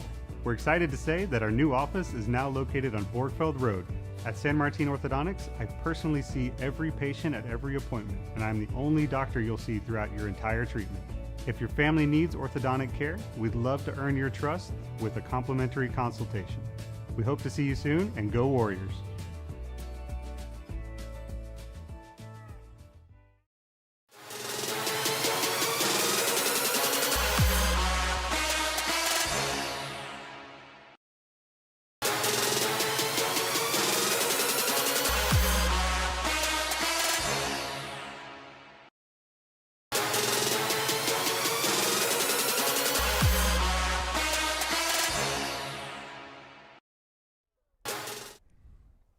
And welcome back as the two teams have, Boerne's come out of its tunnel to emerge from it. Been a different kind of game than I think we expected, in the fact that just the way it is, both teams have scored 3 touchdowns, and it's 21-18 because Boerne's kicked 3 extra points, and Pieper hasn't succeeded on 1 kick or 2 two-point conversions. And that's kind of hard to swallow if you're a Pieper fan. Why can't we keep up with the Joneses, if you will? I would say Piper's probably played better with the exception of those point-after attempts. I would not argue with you. And it's funny how football works sometimes like that, where it's pretty evenly matched overall. Don't get me wrong here, as both of these teams had spectacular seasons last year. They're trying to build on it and pick up momentum to start this year. As you see, the Warriors take the field to end halftime, essentially. But obviously, it was a shootout in that first quarter. Then the defenses started to figure it out in that second quarter. And now maybe halftime adjustments, because I think the big thing there for Pieper was that they had basically given up their, identity pass blocking wise, because in the first half it was all day wide open for Keith, and then Caden Keith ended up having to really use his legs to extend plays in the second quarter. So here in the second half, which Piper's Warriors team are we going to see on offense? Are we going to see the one that does a good job in pass protection and thus does a good job in the passing game? Or are you going to see that Greyhound defense just continue to get into the backfield? It'll be interesting to see what kind of adjustments take hold here in the second half, because, as you know, when you play football, halftime adjustments sometimes make a big difference in the games, and then sometimes they don't, because there aren't many adjustments that are made by some coaching staffs because they think they have it going the way they want it to go. That happens in college, too, I can tell you that, traveling with a football team for 15 years, just up the road. Anyway, Boerne will kick it off to start the second half, and Pieper will receive. Yeah, Cash Lancaster seems to be getting an opportunity to return here, and just a little bit of a change-up. But here in the first game, I like the idea of rotating people out, and it seems like Piper's just calling for a fair catch if it gets to those return men anyway. Right. Daniel Miranda, the senior, will kick it off for Boerne. Well, maybe not. Maybe that was a different kicker. They returned this one. Near sideline across the 20. Oh, he got popped in the helmet. I don't think it was a face mask, but that looked like almost a forearm or an arm to the head.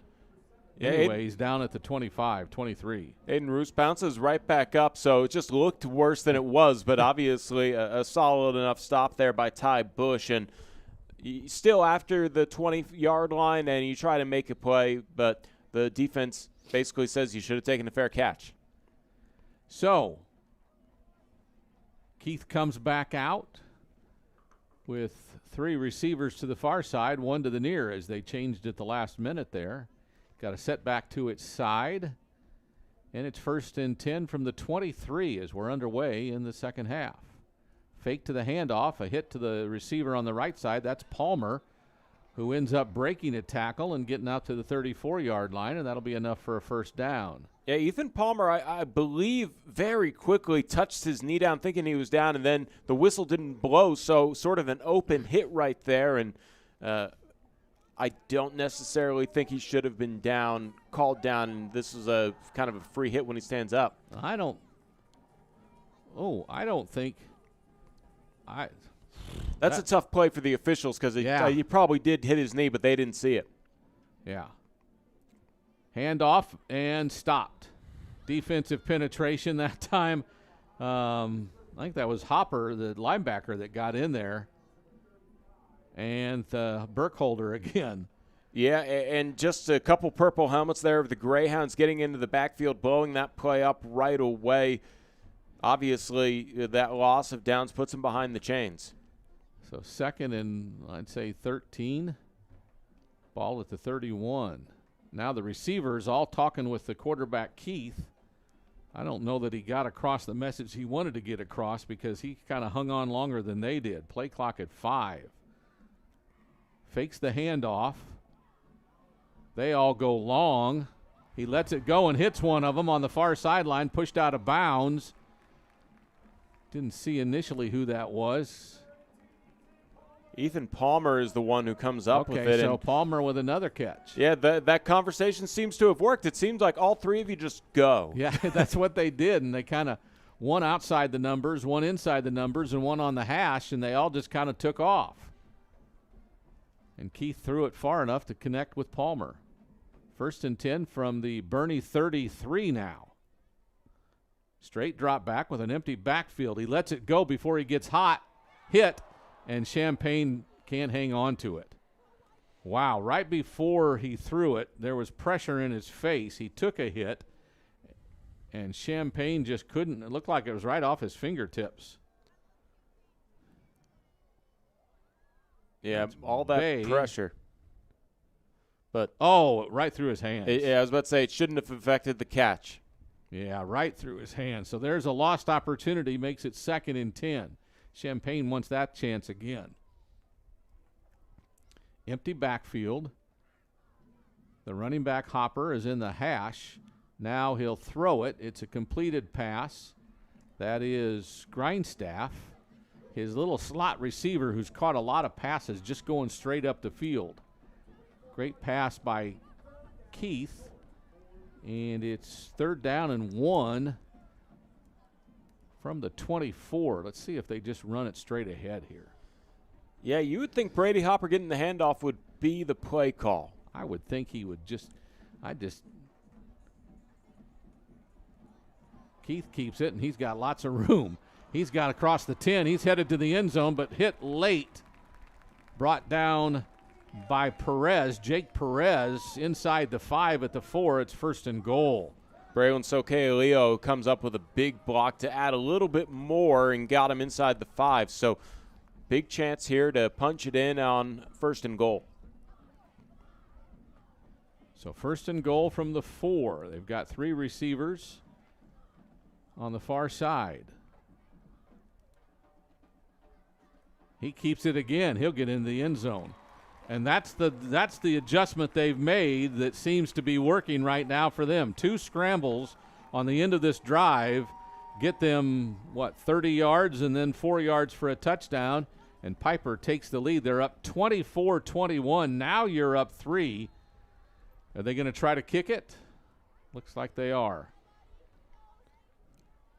Looking for their first successful point after attempt. They've got to block up the middle, though, because that's what stopped the first one. They do. The kick is up, and it is through. 25-21. The Warriors go on top, and we've got a timeout on the Warriors Network.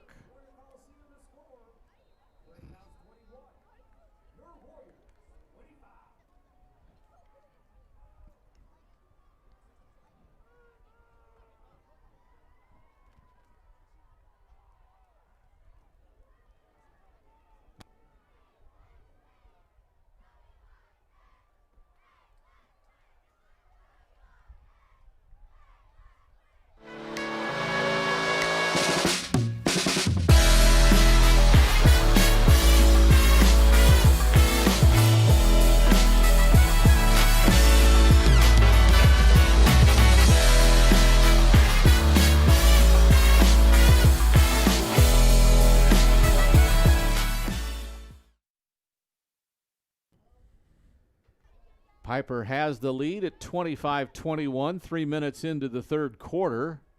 Now they'll kick off. Back to Boerne. Logan Lopez, the junior kicker, will handle the chores. Who's back for Boerne? Is that Frazier again? As well as Brooks Perez over on the left side as we see it. Okay. So Perez and Frazier.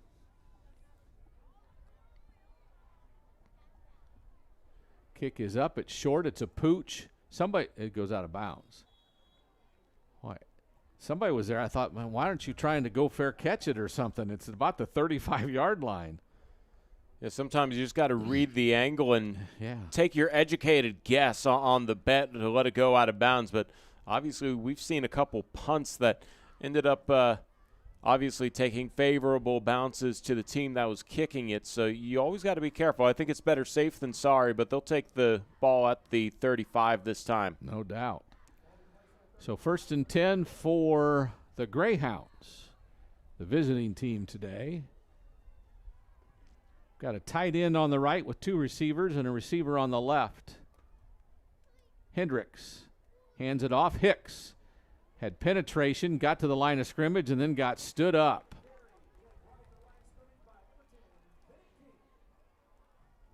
They said Bennett King, but I think Michael Bust got a hit on him too. Yeah, there were a few players there to just clog up that half a yard picked up, and obviously that'd be good for Pieper if they can shut down the run game. Hendricks looking long, finally lets it go across the middle. 2 receivers, one of the receivers ran into a defender, and then the other receiver seemed to be thrown off his route because of that. So the throw was right where no one was, basically. He anticipated the receiver on the right to go out, and that's where he threw it. And, again, there's confusion on the routes. And that confusion cost a really good pass protection play. Right. So 3rd and 9.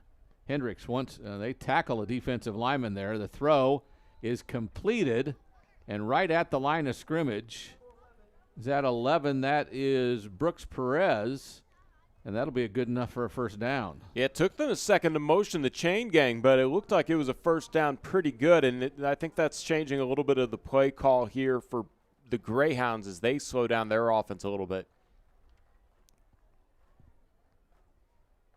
So Hicks is behind Hendricks. 1st and 10 from the 45. A little bit of motion from Hill. They give it to Hicks straight up the middle. He gets 3 to the 48. Bottom of the pile is Shepler. Now Menchaca is coming off the field. Don't know if they've already said they sent someone in his place already. Must have. So 2 receivers near side, 1 to the far. Give it to Hicks again. Tries to bounce outside. Not there. They are containing every bit of what he wants to run. I think his longest run was 6 yards tonight, and he's probably carried it 20 times. Yeah, and Thor Michael Bus continues to impress with that tackle. Like I said, Pieper wants the Greyhounds to be a passing team, but that starts with stopping the run, and now you have an obvious passing down on 3rd and 7. Ivan Perez is the tailback. A delayed handoff to him, kind of a draw, and he fights his way across midfield, gets up mad at a tough hit. Not real sure why, but as we near the 7-minute mark of the third quarter, it is 4th and about 4, and it looks like they're going for it in a hurry. Play clock still at 25. They get him to jump and make contact. The flag should come. And they got a first down by penalty. Correct. You're seeing the finger pointing again, but this time it was definitely offside called, and I don't think they had really any interest in going for it on 4th and 5. As we have the officials talk it over.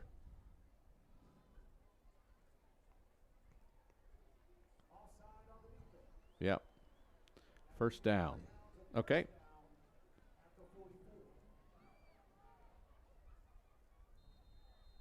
Just a hard count, and Yeah. you can't hear that, obviously, but that was the body language that forces the jump. This sophomore quarterback has quite a game to him, doesn't he? He acts like a veteran. He'll throw it, has a man left side, intended for, and if he caught it, he was out of bounds. That's Nicholas. The ball just not in the field to play when it came down. Coverage by, is that only Ung? How you say it? Ung?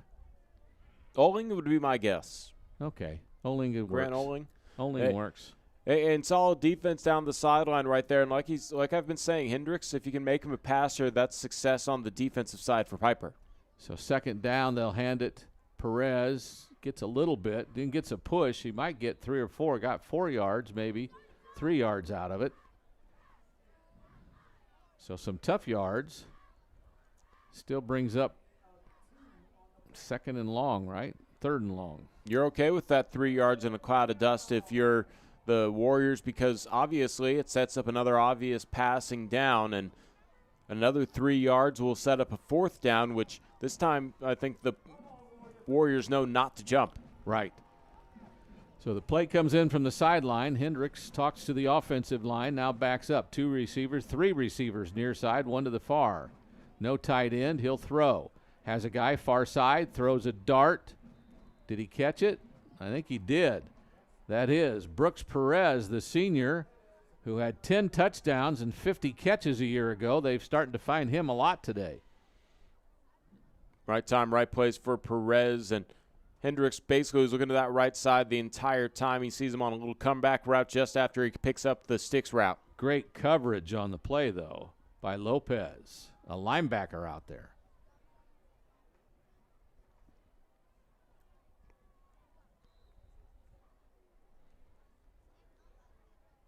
Perez up the middle.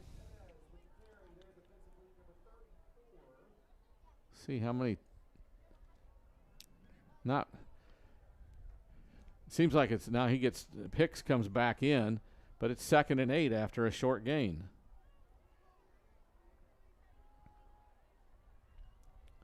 Hendricks with 2 tight ends. They jumped again.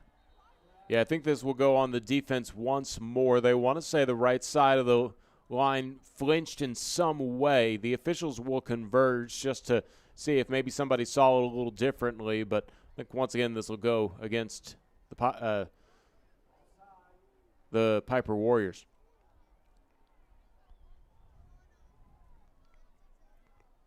So 5 free yards. They only move after the defensive guy moved. And then he knocked someone over. He's getting his chance to hit somebody, isn't he? Sometimes even if you're at fault, you got to just continue as if you were right, and it's a little bit of a free lick on defenseless players. Josh Menchaca. So on 2nd and short, he throws it over the top, has a man in the end zone, and there's a catch for a touchdown. Is that Perez again? It is.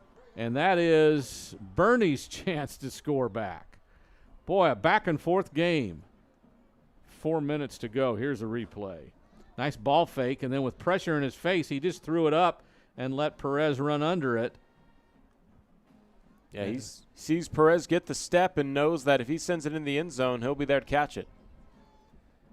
And the extra point from Jimenez is up and good. 28-25. We've got a 3-point difference again. And Boerne's on top with 4:14 to go in the third quarter. There's timeout on the field. This is the Warriors Network. Hey Piper Nation, I'm Dr. Daniel San Martin, your neighborhood board-certified orthodontist. My family and I live here in Kinder Ranch, and I have been proudly building Confident Smiles since 2012. We're excited to say that our new office is now located on Borgfeld Road. At San Martin Orthodontics, I personally see every patient at every appointment, and I'm the only doctor you'll see throughout your entire treatment. If your family needs orthodontic care, we'd love to earn your trust with a complimentary consultation. We hope to see you soon, and go Warriors!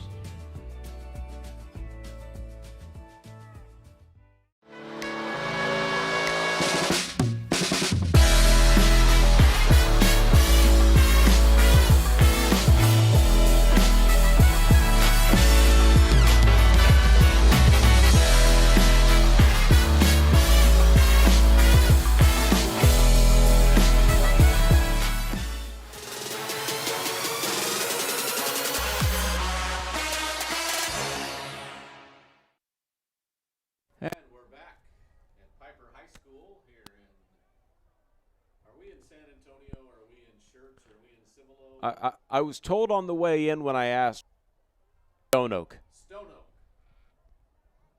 Well, that's San Antonio. Greater San Antonio area. There you go. Don't confuse the out-of-towners by, No doubt about it. when you're not in San Antonio, getting specific. The Greyhounds have taken the lead 28-25.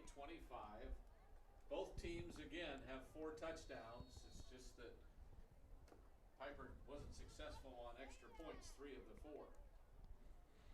And that's big. Jimenez will kick it off. And this is a little pooch next onside kick that's fielded at the 40. I think Pieper got it. There's some pushing and shoving again. We'll see who comes up with it on the bottom of the pile. It is Pieper. Yeah, solid hands there by Beckham Kidd, who I imagine he's probably on the hands crew, but he plays in the front here. An unexpected onside kick, has to make an awkward catch. He survives the hit as well, and Right. all the things that happened on the scrum that the officials obviously had to separate there, but the onside kick has sort of failed for both teams, if you can say that earlier Pieper tried an onside kick, perhaps. It was a pooch that could be said that way, yes. So they come back out with 3 receivers on the near side, 1 on the far. Caden Keith still the quarterback. Delayed handoff, and I think that was Hopper. They ended up getting about 3 yards up to the 45, maybe 4 yards. It should be 2nd down and 6. Blake Bulkholder with such a big tackle that I think he actually gave a couple yards there to the Warriors by lunging at him and carrying him forward on that tackle. Again, Hudson Hendricks, the middle linebacker for Boerne, is the older brother of the quarterback. Here's a scrum. Yeah, Evan Drake loses a helmet in the action, but he's going to have to take off play because his helmet came off. But if there was a flag on the play, like I thought there maybe should have been, then he wouldn't have had to worry about that. And Ryan Opleski is the guy for Boerne that got into it with him. And our game clock stopped. Now they're going to keep it at 3:06 here. He's winding it. Here it goes. So it's 3rd and about 5. Keith, down sideline, far sideline, has the ball up in the air. Was it caught? Incomplete. Almost a great catch there by Ethan Palmer, as he sort of had to read it on his back shoulder. Right. And it fell just out of his breadbasket, as I think he got his forearms on this one. We'll get another chance at this angle to see it. He got it Fingers. fingertips, yeah. Could have caught it, but it just played off. So 4th down now, and what do we say, 4 or 5? They're going to bring the punt team on. Yeah, it's slightly confused Boerne for a second, but looks like Jackson Blaze is already back to receive, but he was going to be on the field if they need to play defense too. Yeah. And a delay of game here will make this a slightly harder punt. This is our 3rd or 4th one we've seen. Yeah, this is the 3rd delay. Now, our referee is saying something like I don't know, he's talking with his umpire. As weird as it sounds, I think occasionally this, I believe it's northbound clock. Play clock. Yeah. Play clock does not necessarily drop down, because occasionally I'll see that it's 0 on one side and still 25 on the other. Seems to be, if it is an issue, not something that happens often, but it might be the reason for at least 2 of these delay of games as I see it, and that's what the officials are talking about if I had to guess. If you had to guess, yes. Because if it's just an occasional issue, you have to see when it is an issue, and you have to watch that clock like a hawk, which isn't natural for those officials. Well, they are going to take a dead ball penalty of 5 yards and mark them back. After a lengthy conversation with several of the officials, it's now 4th and about 10 from the 42-yard line. 4th and 9, I guess.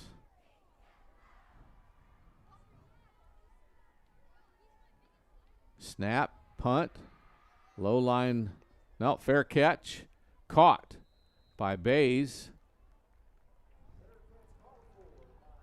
And that's where Boerne will start. Well, I think both teams have had pretty solid outings on both sides of the ball, so Greyhounds trying to add on to their lead here and an opportunity to also burn some clock head into the fourth quarter the way they play offense. All the Warrior coaches are out on the field. I think they called for an official timeout and the Greyhounds ignored him. Oh, okay. So if there's a timeout on the field, there is a timeout on the field, we'll take it with them. Boerne up by 3 on the Warriors network.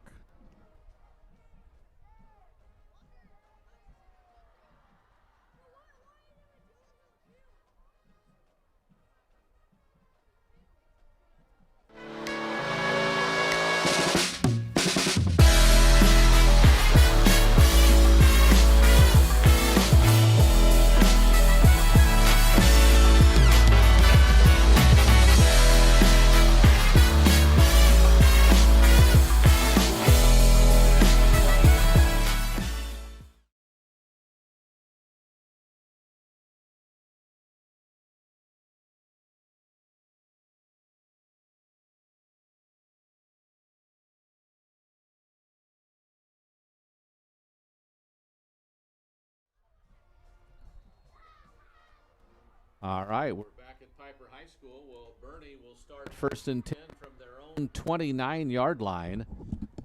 Hendricks has 2 receivers either way. The tailback Hicks gets a nice run up the middle of about 5 yards, maybe 4 to the 33. Popped by Shepler for 1 and another defensive lineman as well. Didn't get the number, though, so that's 2nd and 6 now from the 33. Got an H-back off the left tackle. Actually, left guard. Extra blocker up the middle. This is Perez, and he's got room across to almost to midfield, and he rolls to midfield. Ivan Perez, the senior who ran for over 200 yards and 4 touchdowns a year ago as a backup, is doing Yeoman's job here tonight in the second half. Yeah, big play is these explosive plays can be the difference in the game. Gets them to midfield, and they're going to keep this tempo fast. Gavin Hankins had the big block to free him on that one. This time there's no room up the middle as maybe a yard is gained on the run play by Perez. Bennett King came in with a little bit of a throw to complete that tackle, and a lot of yellow jerseys converging on the ball, not going to allow back-to-back big run plays. Well, as I mentioned, the play before, the H-back got a good block on the kick out on the linebacker or the end. This time Hendricks wants to throw. They tackle the defensive end, no call. Now he throws it on the sideline. A lot of hand fighting, but a nice catch is made by Perez, Brooks Perez, who got his helmet ripped off on the play, and he'll have to go to the sideline. Those two, the defender and he, were just hand fighting all the way down the field. Yeah, it's a contact sport, and sometimes you can't call a foul on either player because it's too much contact either way, and Perez has just been phenomenal tonight, continues his stellar play. Raja Lopez is the junior defensive back on coverage there, but Perez won. So it's 1st and 10, or 1st and goal from the 10, I believe. Perez takes the handoff, wiggles off tackle, still going, and all the way to the end zone. Did he get in? Nope, they mark him down at the 1. And the line to play was the 11, so that might be a first down. I don't know.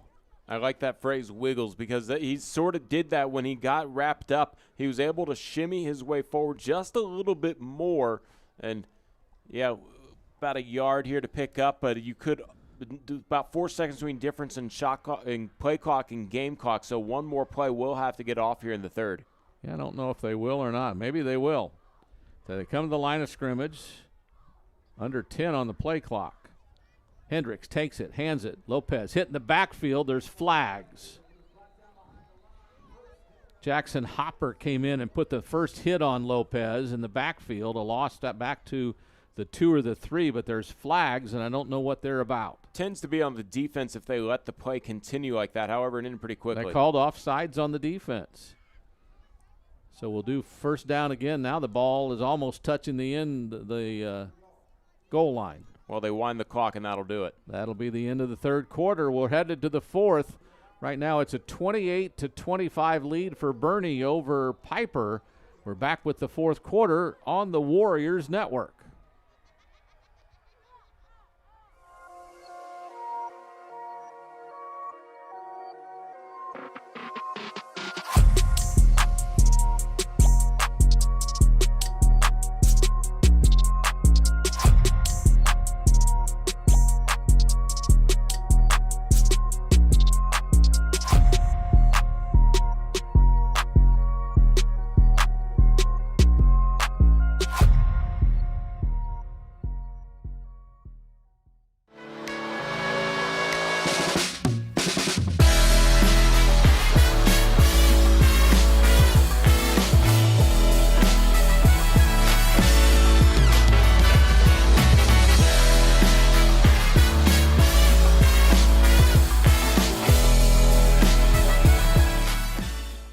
Hey Piper Nation, I'm Dr. Daniel San Martin, your neighborhood board certified orthodontist. My family and I live here in Kinder Ranch, and I have been proudly building Confident Smiles since 2012. We're excited to say that our new office is now located on Borgfeld Road. At San Martin Orthodontics, I personally see every patient at every appointment, and I'm the only doctor you'll see throughout your entire treatment. If your family needs orthodontic care, we'd love to earn your trust with a complimentary consultation. We hope to see you soon, and go Warriors! See you in the next town if we make it. We weren't built for being on time.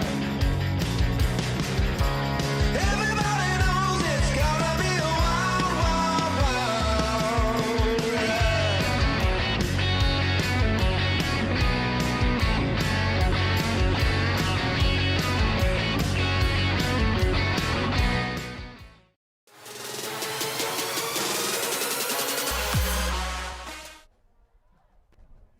And we're back at Pieper, where Boerne will come out on a 1st and goal from the 3-inch line. There's a receiver wide on either side.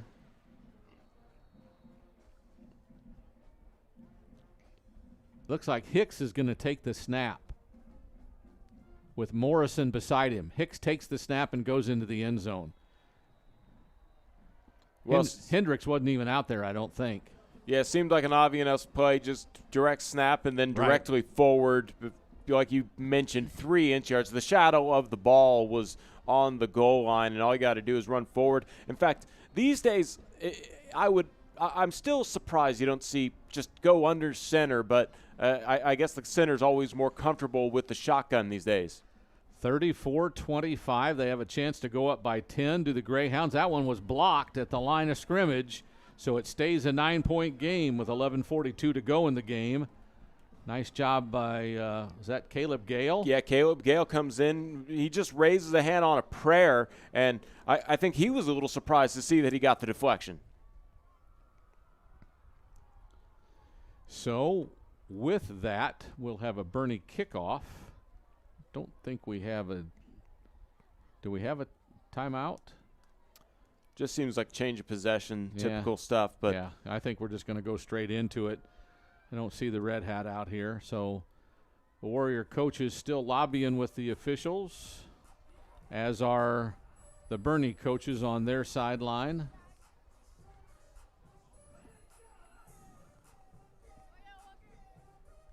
Aiden Rouse, one of the players back. Is this Champaign near us, do you think? I believe once again they'll have Lancaster give it a go. Lancaster, okay. Yeah, and Champaign was pretty solid in the first half, except he obviously, had that one muff punt that he ended up touching 3 straight plays for a touchdown. So he was lucky that he got the muff punt back, but we'll see what happens here in the return game throughout the season. Kickoff is a short one that will hit the ground and be loose. It's down near the 10, and they're going to have to fall on it. Great job by Lancaster to get down to it and fall on it. Boerne acts like they have it, but he was on top of the ball on the ground, so I think it was dead right there. I rarely say this, but I think it's poor officiating because I thought Lancaster got on top of it. Clearly was down by rule, but no whistles came in, so Boerne saw that as an opportunity to go after the football, and there's a hit on Lancaster that brings the ball loose, and that's why Boerne thinks that they have it. If these officials get together, it should be Lancaster down inside the 10. It has to be. He's down with the ball in his possession. Exactly. And if they don't, I'm telling you, if these officials don't make that call, I'll be shocked. Well, they didn't blow the whistle. That's the issue. Sometimes, but that's on them. You can't hit a guy on the ground with the ball and knock it loose and think it's a live ball. I agree with you, but it's not necessarily what happened. They just didn't blow the whistle and they allowed play to continue. That's a little crazy to me. I don't. Because here's another look at it. Lancaster misses the first time, has to adjust, and that's where he should be down. Very clearly, he's down. But then that second hit where he thought he was safe, no whistle to end the play. You play through the whistle, right? That's what you're taught. And Greyhounds come up with a loose ball. Well, I don't know, but they're going to re-kick the ball if I'm reading body language right. It sure looks like that's what they're going to do. That's a week one for the officials too. Okay, but if you're Pieper, you're okay with that because otherwise you have the ball on your 8-yard line. Oh, that's probably best result possible for Pieper. Yeah, for Pieper, that has to be the best that you could have expected out of that situation. Could have been their ball on the goal line, basically. Yeah, and Isaiah Champagne back there as a returner now, and he just says, hey, move up to the 15, and we were kicking it again from the 40, which means that there were no actual flags or penalties that sparked this re-kick, if you will. Just sort of, I'd love to hear the decision-making process by the officials. I've never really seen this before, in my opinion, if I can remember correct through the lots of football games I've seen. Jimenez will kick it off for Boerne. This one, a better kick, will sail to about the 12 where it's fielded there and brought up the far sideline. A little bit of wiggle and out to the 30. And that's where that was Hamilton. So that's where the Warriors will start 1st and 10 from their own 30. And it feels like a must-score drive for the Warriors. Concur wholeheartedly. They have to. Honestly, even though no matter what they do, they can't tie the game, but they have to sustain a drive. I don't care if it's 3 plays or 13 plays. They have to impose their will offensively right now, and they need to dominate this Greyhound defense. And I think you do that by running the ball effectively. Tight formation to the far sideline. They'll throw it over the top. And a great catch is made before he goes out of bounds. Palmer makes the catch on single coverage against Zach Frazier. And that is a first down. Sometimes underthrown balls are the best balls because the receiver knows where it is. He's going to stop short of his route and turn around and make the easy catch. No doubt about it. So from their own 30 to the Greyhound 40, it's 1st and 10. 3 receivers far side, 1 to the near. The H-back is the tailback, Hopper. He goes right, not much room, kind of wiggles a little bit and gets back to the line of scrimmage as the defense kind of strung it out and brought him down. I like the idea, but the Greyhounds have been on top of sort of the trick plays that go the entirety of the offensive line, it seems like. You at least have to switch sides, and you're not really fooling this Greyhound defense this evening if you're throwing some misdirection on some handoffs inside. Plus, they've been able to get penetration, and that slows down anything that takes that much time. Similar formation. Now Hopper will block as Keith throws it. and I think he dropped it. It was intended for Palmer again, and the defender that time was Jake Perez. I think he got an arm in there and knocked that ball loose. Let's see if we can see it. Yeah, good eye. I lost track of that on that dart. Good job. Perez, got enough of him to make him bobble it and put it down on the ground. We've got 10.5 to go in the game. It's 34 for Boerne, 25 for Pieper. Play clock at 15 as Caden Keith gets his offensive set. I think this is 4-down territory, so you don't need all 10 right now. Oh, there's motion, illegal motion. Yeah, I think this will go against Hopper here. Yeah. He turned up field before the ball was snapped. Thought it was Canadian football for a second. So now it's 3rd and 15. So if you're going to go 4 downs here, you got to get probably at least, I'd say, close to 10 to have a chance on 4th down. Looking to the sideline for the play call. Gets it. Everybody has it. Play clock nears 10. Keith, straight drop. Looks left, across the middle, has a man flashing. That's Champagne, and he's into the end zone. Just like that, they sustained a drive that got him a score.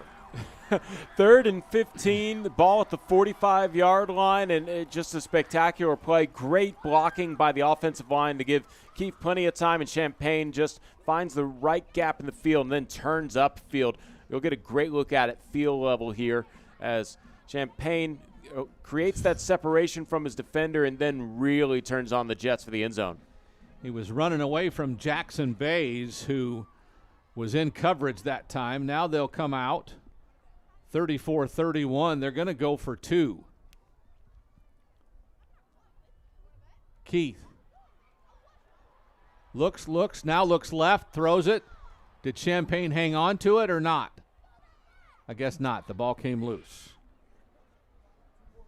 Yeah, I didn't quite see any official motion, but obviously the body language from the Warriors shows that 2-point conversion didn't successfully convert. So it's still a 3-point game. My guess is they don't have any confidence in their kicker. You know, and I don't know how the math works because it is somebody's job to always say 2 points. The first time, hey, maybe you're just being aggressive trying to get an early lead. Second time, you're trying to make up for the first point. Third time, the blocking was the issue, not the kicker. Fourth time, you do get a successful point after attempt. I don't think they have confidence in him, or I would have kicked there because 2 gives you a chance to win the game with a field goal later. True. 2, if they score 7 again, makes it 9.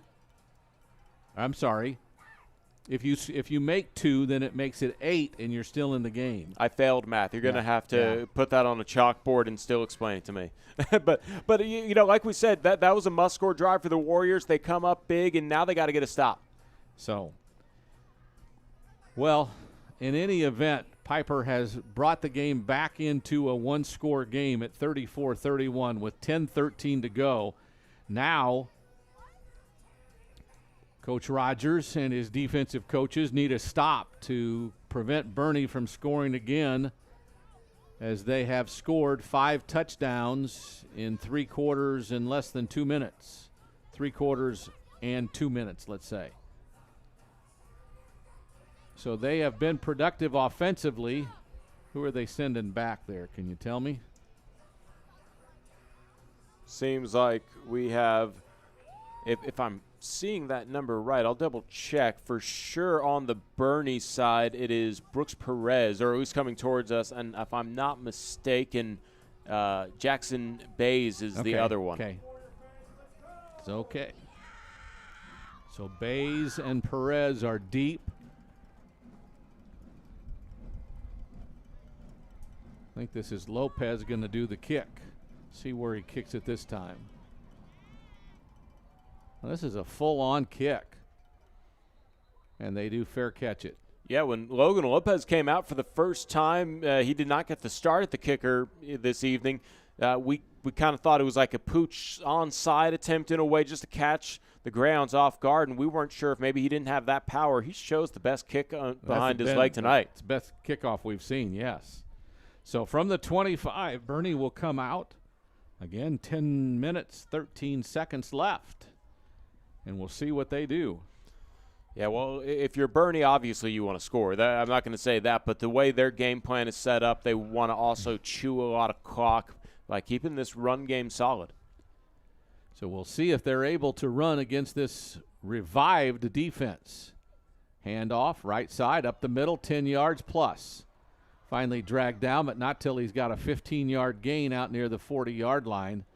Defense not real happy with what happened that time. Jackson Hopper brought him down, but after 15 yards is not a good stop. Yeah, Ivan Perez gets into the secondary, and he's starting to really find his rhythm. While maybe it's a little bit later in the game for some of the players, he's starting to play some of his best football here in the second half. So 1st and 10 from the 40.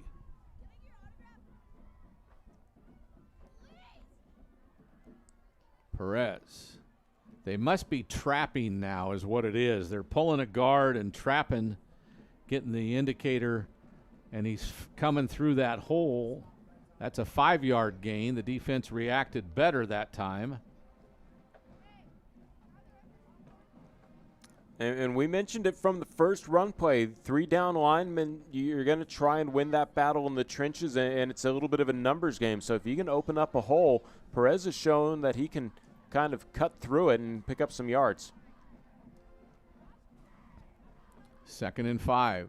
They give it to Perez again. He's hitting the backfield, then hit at the line of scrimmage. He got back to the line of scrimmage, but not much more. I think that was Gale that hit him the second time. So 3rd and 5. Well, mission accomplished in terms of chewing a little bit of clock. I think we've had about 2 minutes come off here on this drive, maybe pushing 3 here by the time the ball is snapped. But obviously, 3rd and 5, you're not comfortable that a run play is going to pick up 5 yards. Might see a play action to see if the linebackers jump. We'll see what happens here, but obviously the Greyhounds have to open up their playbook a little bit. Well, as the play clock goes near their 5, they're at 2 minutes on this drive right now. They do give it to Perez. He's got some room on the right side. Can he beat 2 guys? He beats, oh, that's Hicks. He beats 2 of them, or 1 of them, and gets ahead to the 48, so it'll be 4th and 2. 4th and 2 as we'll go under 8 minutes to play in the game. So are they going to go for it? Are they going to roll the dice with 8 minutes left in the game and say, we've been able to run the ball all day? It's 4th and 1 from the 49-yard line. Hard count, and they jumped again. Oh, my gosh. They have let me just say, neither one of us have done many Boerne games. This is something they do regularly. Yeah, Hank Hendricks must have some great voice on his snap counts, and obviously his offensive line and teammates know that fake voice that is caught at least a couple times here. 3 to my count, the Warriors. Boy, 4 different guys had jumped. And that's why they go for it on 4th and 1. Makes sense.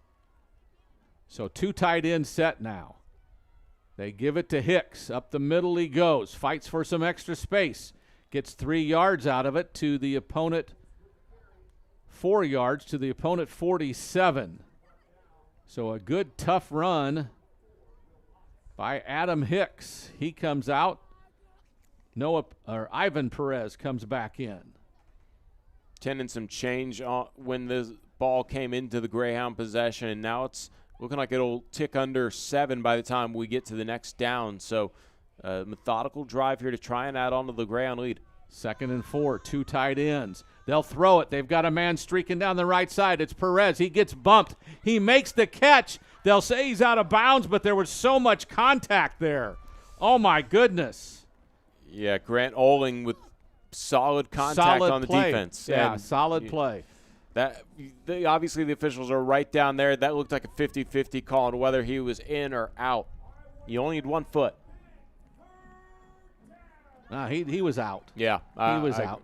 It looked a little closer up here. Yeah, it looked live. I thought he had a chance, if not the contact, and that time I think his momentum took him out. So he's going to throw it again. Far sideline. A dart of a pass, and the ball comes loose, so it's incomplete. So now we have 4th and 6 from the 42-yard line. I hate to say, but the Greyhounds going out of their typical playbook, back-to-back passes, both of them falling incomplete, take away some momentum from this drive. Yeah, I think if they'd have, with that first incomplete pass, if they'd have run it again and got half of this, then they could go for it again. But they decided to go for broke, and it's been a problem. Right now it's 4th and 6 from the 42. They need to get to the 36, and they're going to call a timeout, Will Boerne. So we will do a break here. It's Boerne 34, Pieper 31, 6:46 to go on the Warrior Network.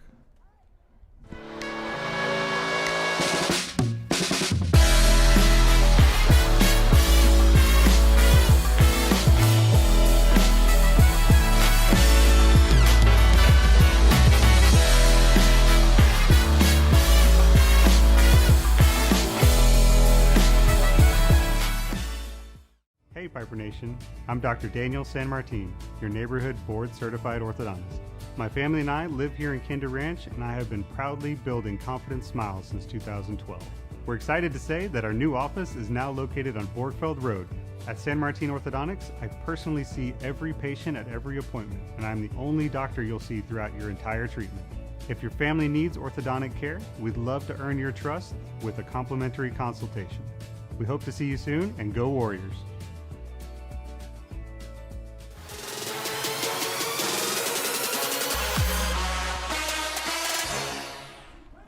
And we're back to Pieper. Boerne has a 4th down play. They've made a couple by penalty. Now with a 3-point lead and 6:46 to go, they're going 4th and 6 from the 42 of Pieper.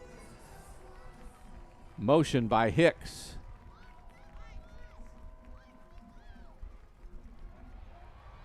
Oh, he's brought down. Pass rush gets him, and in 4th down they fail because of the pass rush.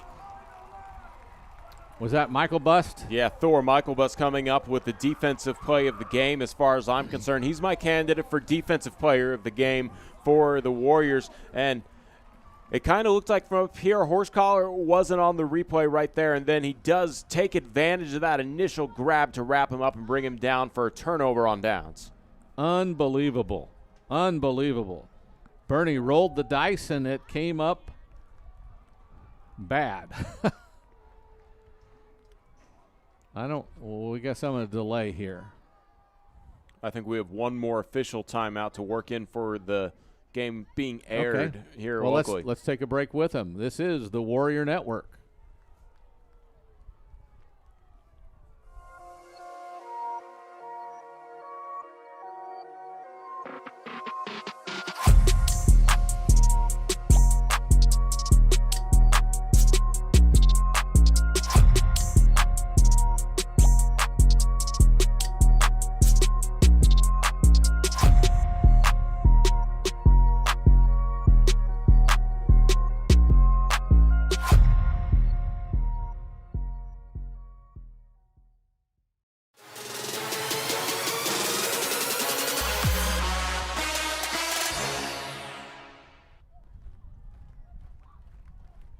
All right, we're back at Pieper. It's 1st and 10 for the Warriors from their 48-yard line, it looks like. Yes.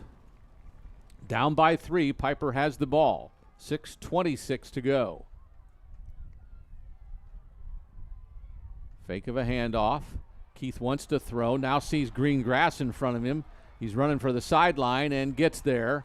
Probably just shy of a 1st down. That is what it is. It'll be 2nd and 1 as the clock will stop with 6:19 to go. Way to pick up yards by moving the chains. And for a second there, I think Keith thought that he might have been behind the line of scrimmage. Obviously thought better of it, but it looked like he wanted to throw past the line of scrimmage. Just way to keep your head up and pick up yards. Handoff.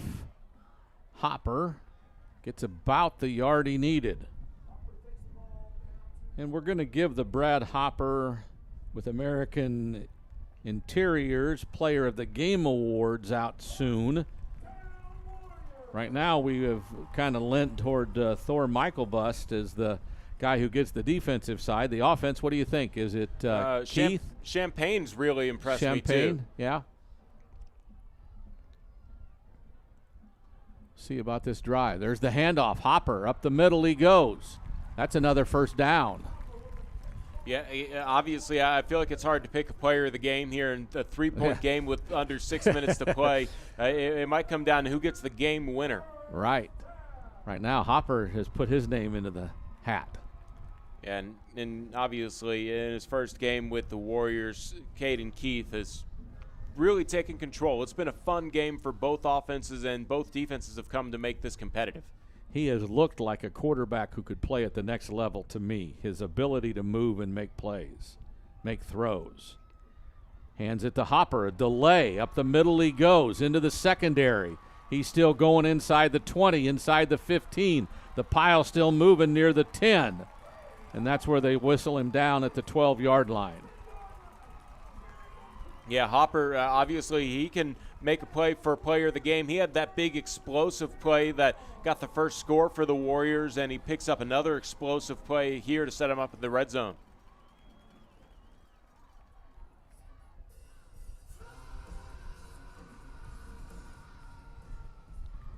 All right, so it's 1st and 10 from the 12. Keith. Delay handoff. This is John Hamilton, I believe. Hamilton to the 6, gets half of it. Yeah, Hamilton picked up a good chunk of yards there to set up. He could still pick up a first down without getting a touchdown as the yard gains around the 3. But Hamilton obviously eager to get another touch in there as this pass-heavy offense has started to run the ball a little. They have indeed. So 2nd down and about 4. Another delay handoff. This is Hamilton. He's into the end zone. Touchdown, Pieper. They go up by 3. Seesaw battle continues, and finally Still Pieper, 4+ minutes to go. Yeah, and we talked about it just 2 series ago. Pieper had a must-score situation. This was not necessarily a must-score situation, but you feel real good if you're a Warriors fan right now. Picking up that run game, you know the big guys up front love to play when they can just lay down a hit instead of being the ones who get hit, and the energy is really feeling for the offense for the Warriors. Center Jonathan Herbert had a great block there of a bust through on Burkholder, I think, was busting through, and the extra point is good. It's 38-34, 4:19 to go in the game. We're going to take a timeout, then we'll come back and give you the finish on the Warriors Network.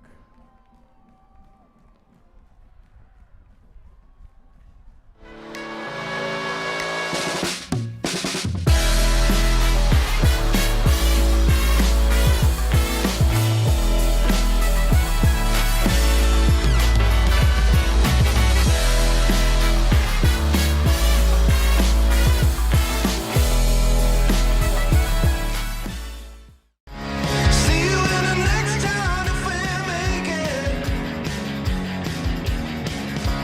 We weren't built for being on time. Everybody knows it's gotta be a wild, wild, wild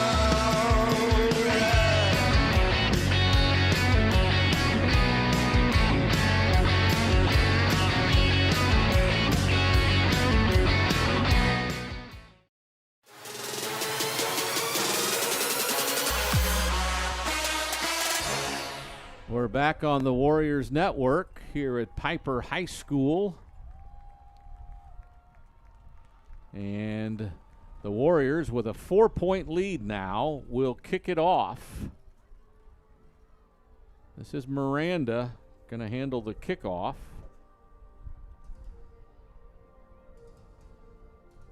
For the Warriors. Just interesting, coming into the game, Boerne last year averaged 42.2 points and gave up 18.4. Pieper averaged 37.1 points and gave up 20.9.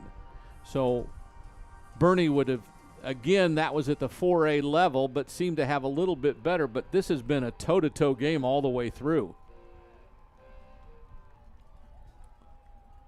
Kickoff goes, and a fair catch, and the ball lands. So it is a touchback to the 25.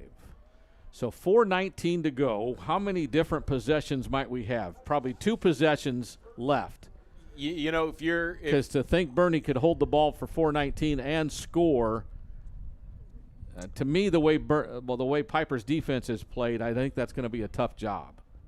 Well, you got all 3 timeouts left if you're the Warriors, 2 left for the Greyhounds, and they're such a run-heavy team that I think their goal is to burn 3, maybe 3.5 minutes and still get the score and really set up the Warriors for an uphill climb to try and make a game-winning drive. Hendricks, delayed handoff. That's Hicks. Gets out to the 20, from the 25 to the 29, a gain of 4, make it 2nd and 6. Yeah, somebody is keeping their eyes on that Gamecock like a hawk on the sideline for the Greyhounds, because they want to use their timeouts strategically, and only having 2 left, I can see them using it if they get deeper down the field. Another handoff, some penetration in the backfield, and the ball came loose, and Pieper has it. Folks, that's the ball game. With 3:37 to go, they should be able to either score or run this clock out. Caleb Gale coming up with the loose ball that confirms the change of possession and just a strip. Yep. And, yeah, Gale, Johnny on the spot, hops on top of it, and it's not 100% secure, but if you're a Warriors fan, you could be feeling really good right now. Really good right now, no doubt about it. Kind of a different kind of game that you kind of didn't know what to expect going in this. We knew we had 2 powerful offensive teams that defenses played well last year too. And right now the offenses have done more good, but the defenses have made stops when they need them.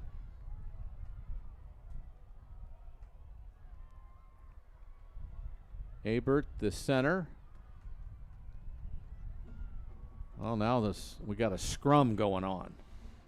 Yeah, Hopper here comes losing that the helmet. Yeah, and I don't see a flag, so whoever that player is going to have to come out. That's Hopper, and I feel like that's unfortunate. Whatever happened afterwards obviously is going to lead to change of running back there as John Hamilton comes in, but that's okay if you're the Warriors. Your goal here is to see if Boerne will burn some timeouts and burn as much time on you as you can on the clock. And you got a fresh 25 after the clock was stopped, so you can run it down to about 250 before you snap it.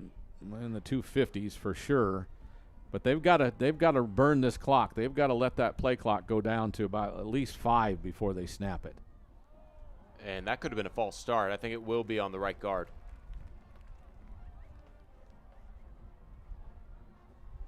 Yep. Not what you wanted to do for Pieper.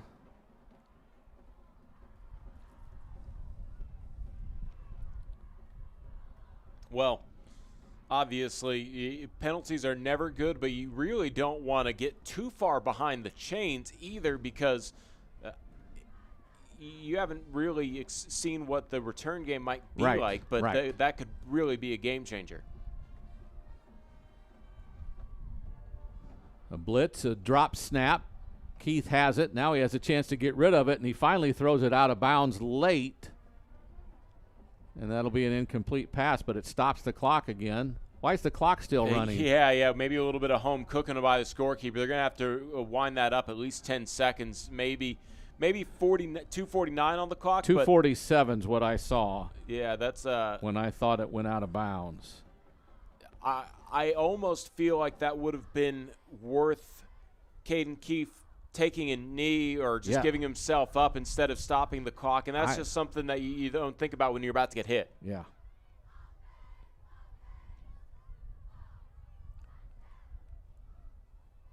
I think they're going to make it 2:51 is what I read. 2:48. 2:48, okay. Yeah, so you saw it a little better and in terms of when the clock should have stopped. So it's second down still. No, I'm sorry. It is third down because that was an income. I mean, No, I'm looking at the line, and he still had 2. He finally flipped it. So it's third and long. They need a completed pass. Oh, they got a sack. That doesn't help them at all because now it's fourth down, and they've got a punt, and Boerne should call a timeout. Yeah, Braden Bays comes in with the biggest play to this point of the game for the Greyhounds, because this breathes in new life, a little bit of momentum after this punt. The clock finally stopped at 2:30, but did someone call a timeout? It looks like the Greyhounds are out on the field. I think Boerne called a timeout. Yeah, they put 2:37 back up. So there is a timeout on the field. I think we'll keep this one here because this is an important play for Pieper. Now they're going to have to punt, right? Yeah, yard to gain's in the red zone. So I just don't see them going all the way from the 45 to the, the 18 that they need. Yeah, 18. So 2:42 is what's up on the clock now. And this is where I think Logan Lopez could make a name for himself on the team. You get a really good punt, ideally out of bounds, so there's no return, and you make the Greyhounds work with only one timeout and 2:42 left. I'd even like to see if he can do that rugby kick and let it roll for a while and make sure there is no return. Well, this is... I'd say it's the biggest special teams play of the night. This is Ty Bush. That's 5 in there, isn't it? Yeah, Ty Bush is the kicker right now. Interesting. Yeah, he's one of the kickers listed. He's in to punt. Boerne doesn't look like they're selling out.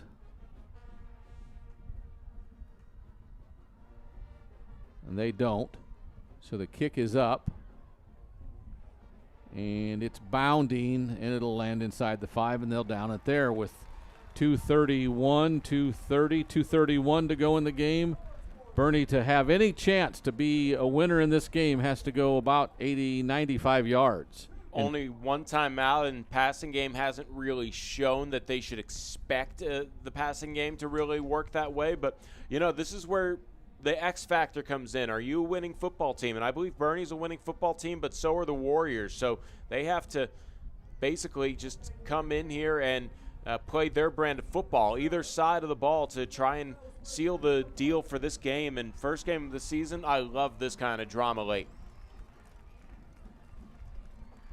Now there's a timeout on the field. We'll take it with him. This is the Warriors Network.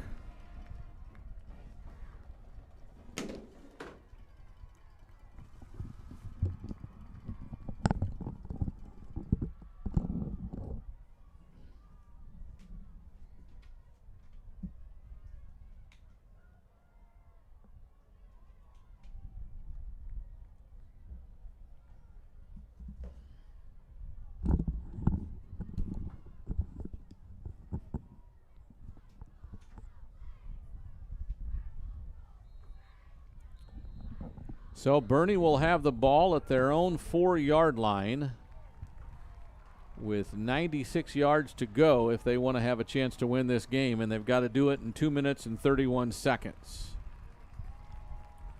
It's about as loud as we've heard the Warriors side on here as they get behind their defense. So from his own end zone, Hank Hendricks is back to throw.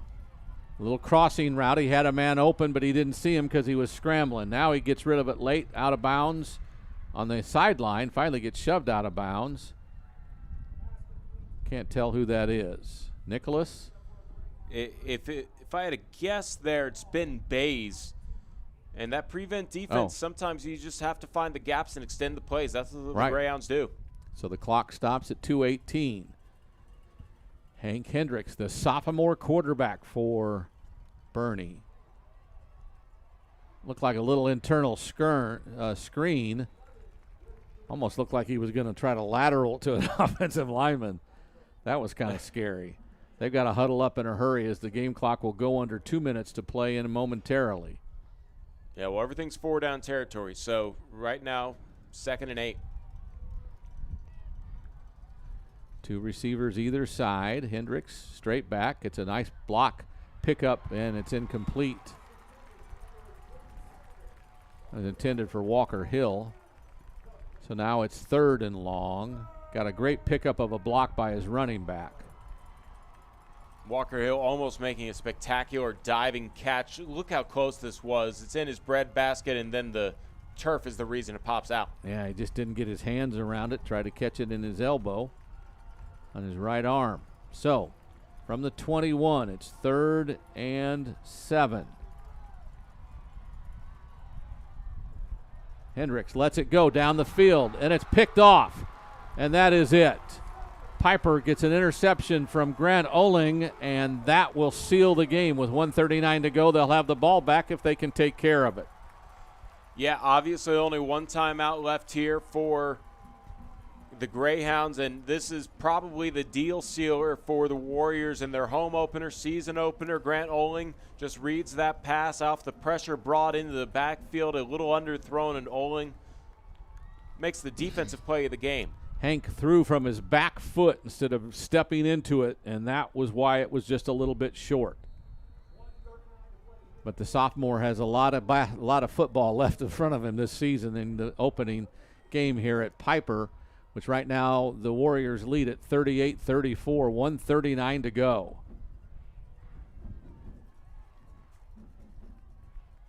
Handoff. Stay in bounds is what he's told. That's Brady Hopper. Gets a couple of yards and stays in bounds, and the clock continues to run. Do they call their first timeout now or not? You know, you would think so, but at the end of the day, it might just be a losing battle because right. It would just waste everybody's time the way it's looking. And yeah, I don't think math is on your side if you stop at once. Yeah, victory formation out of the shotgun seems to be the rest of the way. Yep.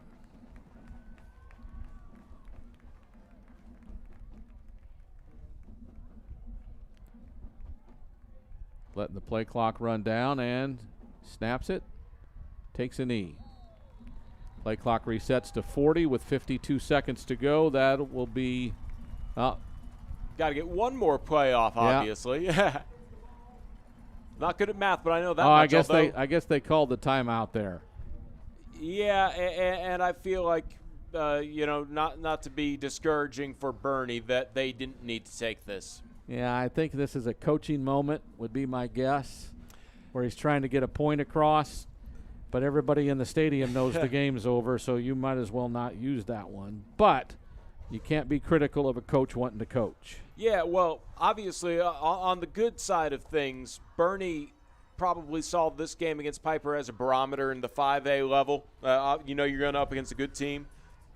And I'd say that the barometer, despite the loss, shows that you could play at this level. This was a team that got to the state quarterfinals that took you, and here's the difference. One team scored 6 touchdowns, one team scored 5, and it's a 4-point game. Figure that one out for me. Yeah. It's all about the extra points. And it was 34-25 at the start of this fourth quarter. Was. So obviously the Greyhounds were in position to win, but Warriors came up and made the right plays when they needed to. This should be the ability to – well, the play clock will start, but the game clock won't. So they'll still have to do this here at third down. Oh, he's going to – yeah, the back pedal to really get under 40, even though he won't really, and the clock didn't start. Clock never started. That's the last. That's got to be the last play. You can't – the clock operator's got to be better than that. Yeah, and the officials need to realize that he backpedaled for at least a few seconds. I think that you might see, very interesting here. I said it was a bad timeout, but now that there's this confusion, I don't know if that would necessarily be a bad timeout. It might be a turnover on downs and one last chunk of a Hail Mary the way it's kind of looking. Well, the least you can do is punt with, 10 seconds to go? Yeah, you're probably looking at a punt. And that should expire the game clock. Just poor clock management by the official. They're not stopping the clock now, and he's waving it dead. I guess our clock operator must not be paying attention very much. Yeah, that's week one for even the officials. Yeah, and even for them. And I feel like maybe it was a little bit of a preemptive this game's over sigh. And, the Greyhounds really – they'll put 11 on the clock, which, okay, I thought we burned a little bit more time on the back pedal, but maybe not. Obviously, just a unfortunate ending here. But, it does give us a chance to talk about players of the game. Players of the game. On the Brad Hopper with American Interiors players of the game, Caden Keith on offense, and Thor Michael Bust on defense. Yeah, that's a great name for a defensive player. Thor Michael Bust, I'm sure he hears put the hammer down sometimes. He really made an impact on the defensive side. And obviously Caden Keith coming in his first game as a quarterback for the Warriors, really big. And Thor is just a junior, just so you know. So they have the punt team out there with 11 seconds to go. And they snap it, and they'll run, and they'll take a safety if he has to. And the clock hasn't started once again. That's just terrible. This game needs to be over because the officiating is that bad. Like, well, I don't know what to tell you. That's not an official that didn't start the clock, though. That's the clock operator that didn't. That he ran for 10 seconds, and the clock should be empty. Should be zeros. It's unbelievable. They will say zeros. The game is over. So congratulations to Pieper High School. The Warriors come from behind in the fourth quarter, down by 9. They win it by 4, 38-34 over Boerne. Both teams now at the 5A level. Maybe they'll see each other down the road. But for Carl Schoening, well, let me just ask you, any final thoughts before we go to Hey, great start for the Warriors, and even the Greyhounds, they can hold their heads high. They played tough. They were in position to win, but I would say that as frustrating as the end of that game was for probably both teams, you know that they potentially had a chance there at the end to make something happen, and we see both teams just kind of get through this fun game that ended a little weird. And there was some chippiness to it, but that's an opener with two teams kind of in the same area that don't like each other apparently, and we didn't know that until tonight. So for Carl Schoening, this is Tony Brubaker saying good night and God bless. Pieper wins it 38-34.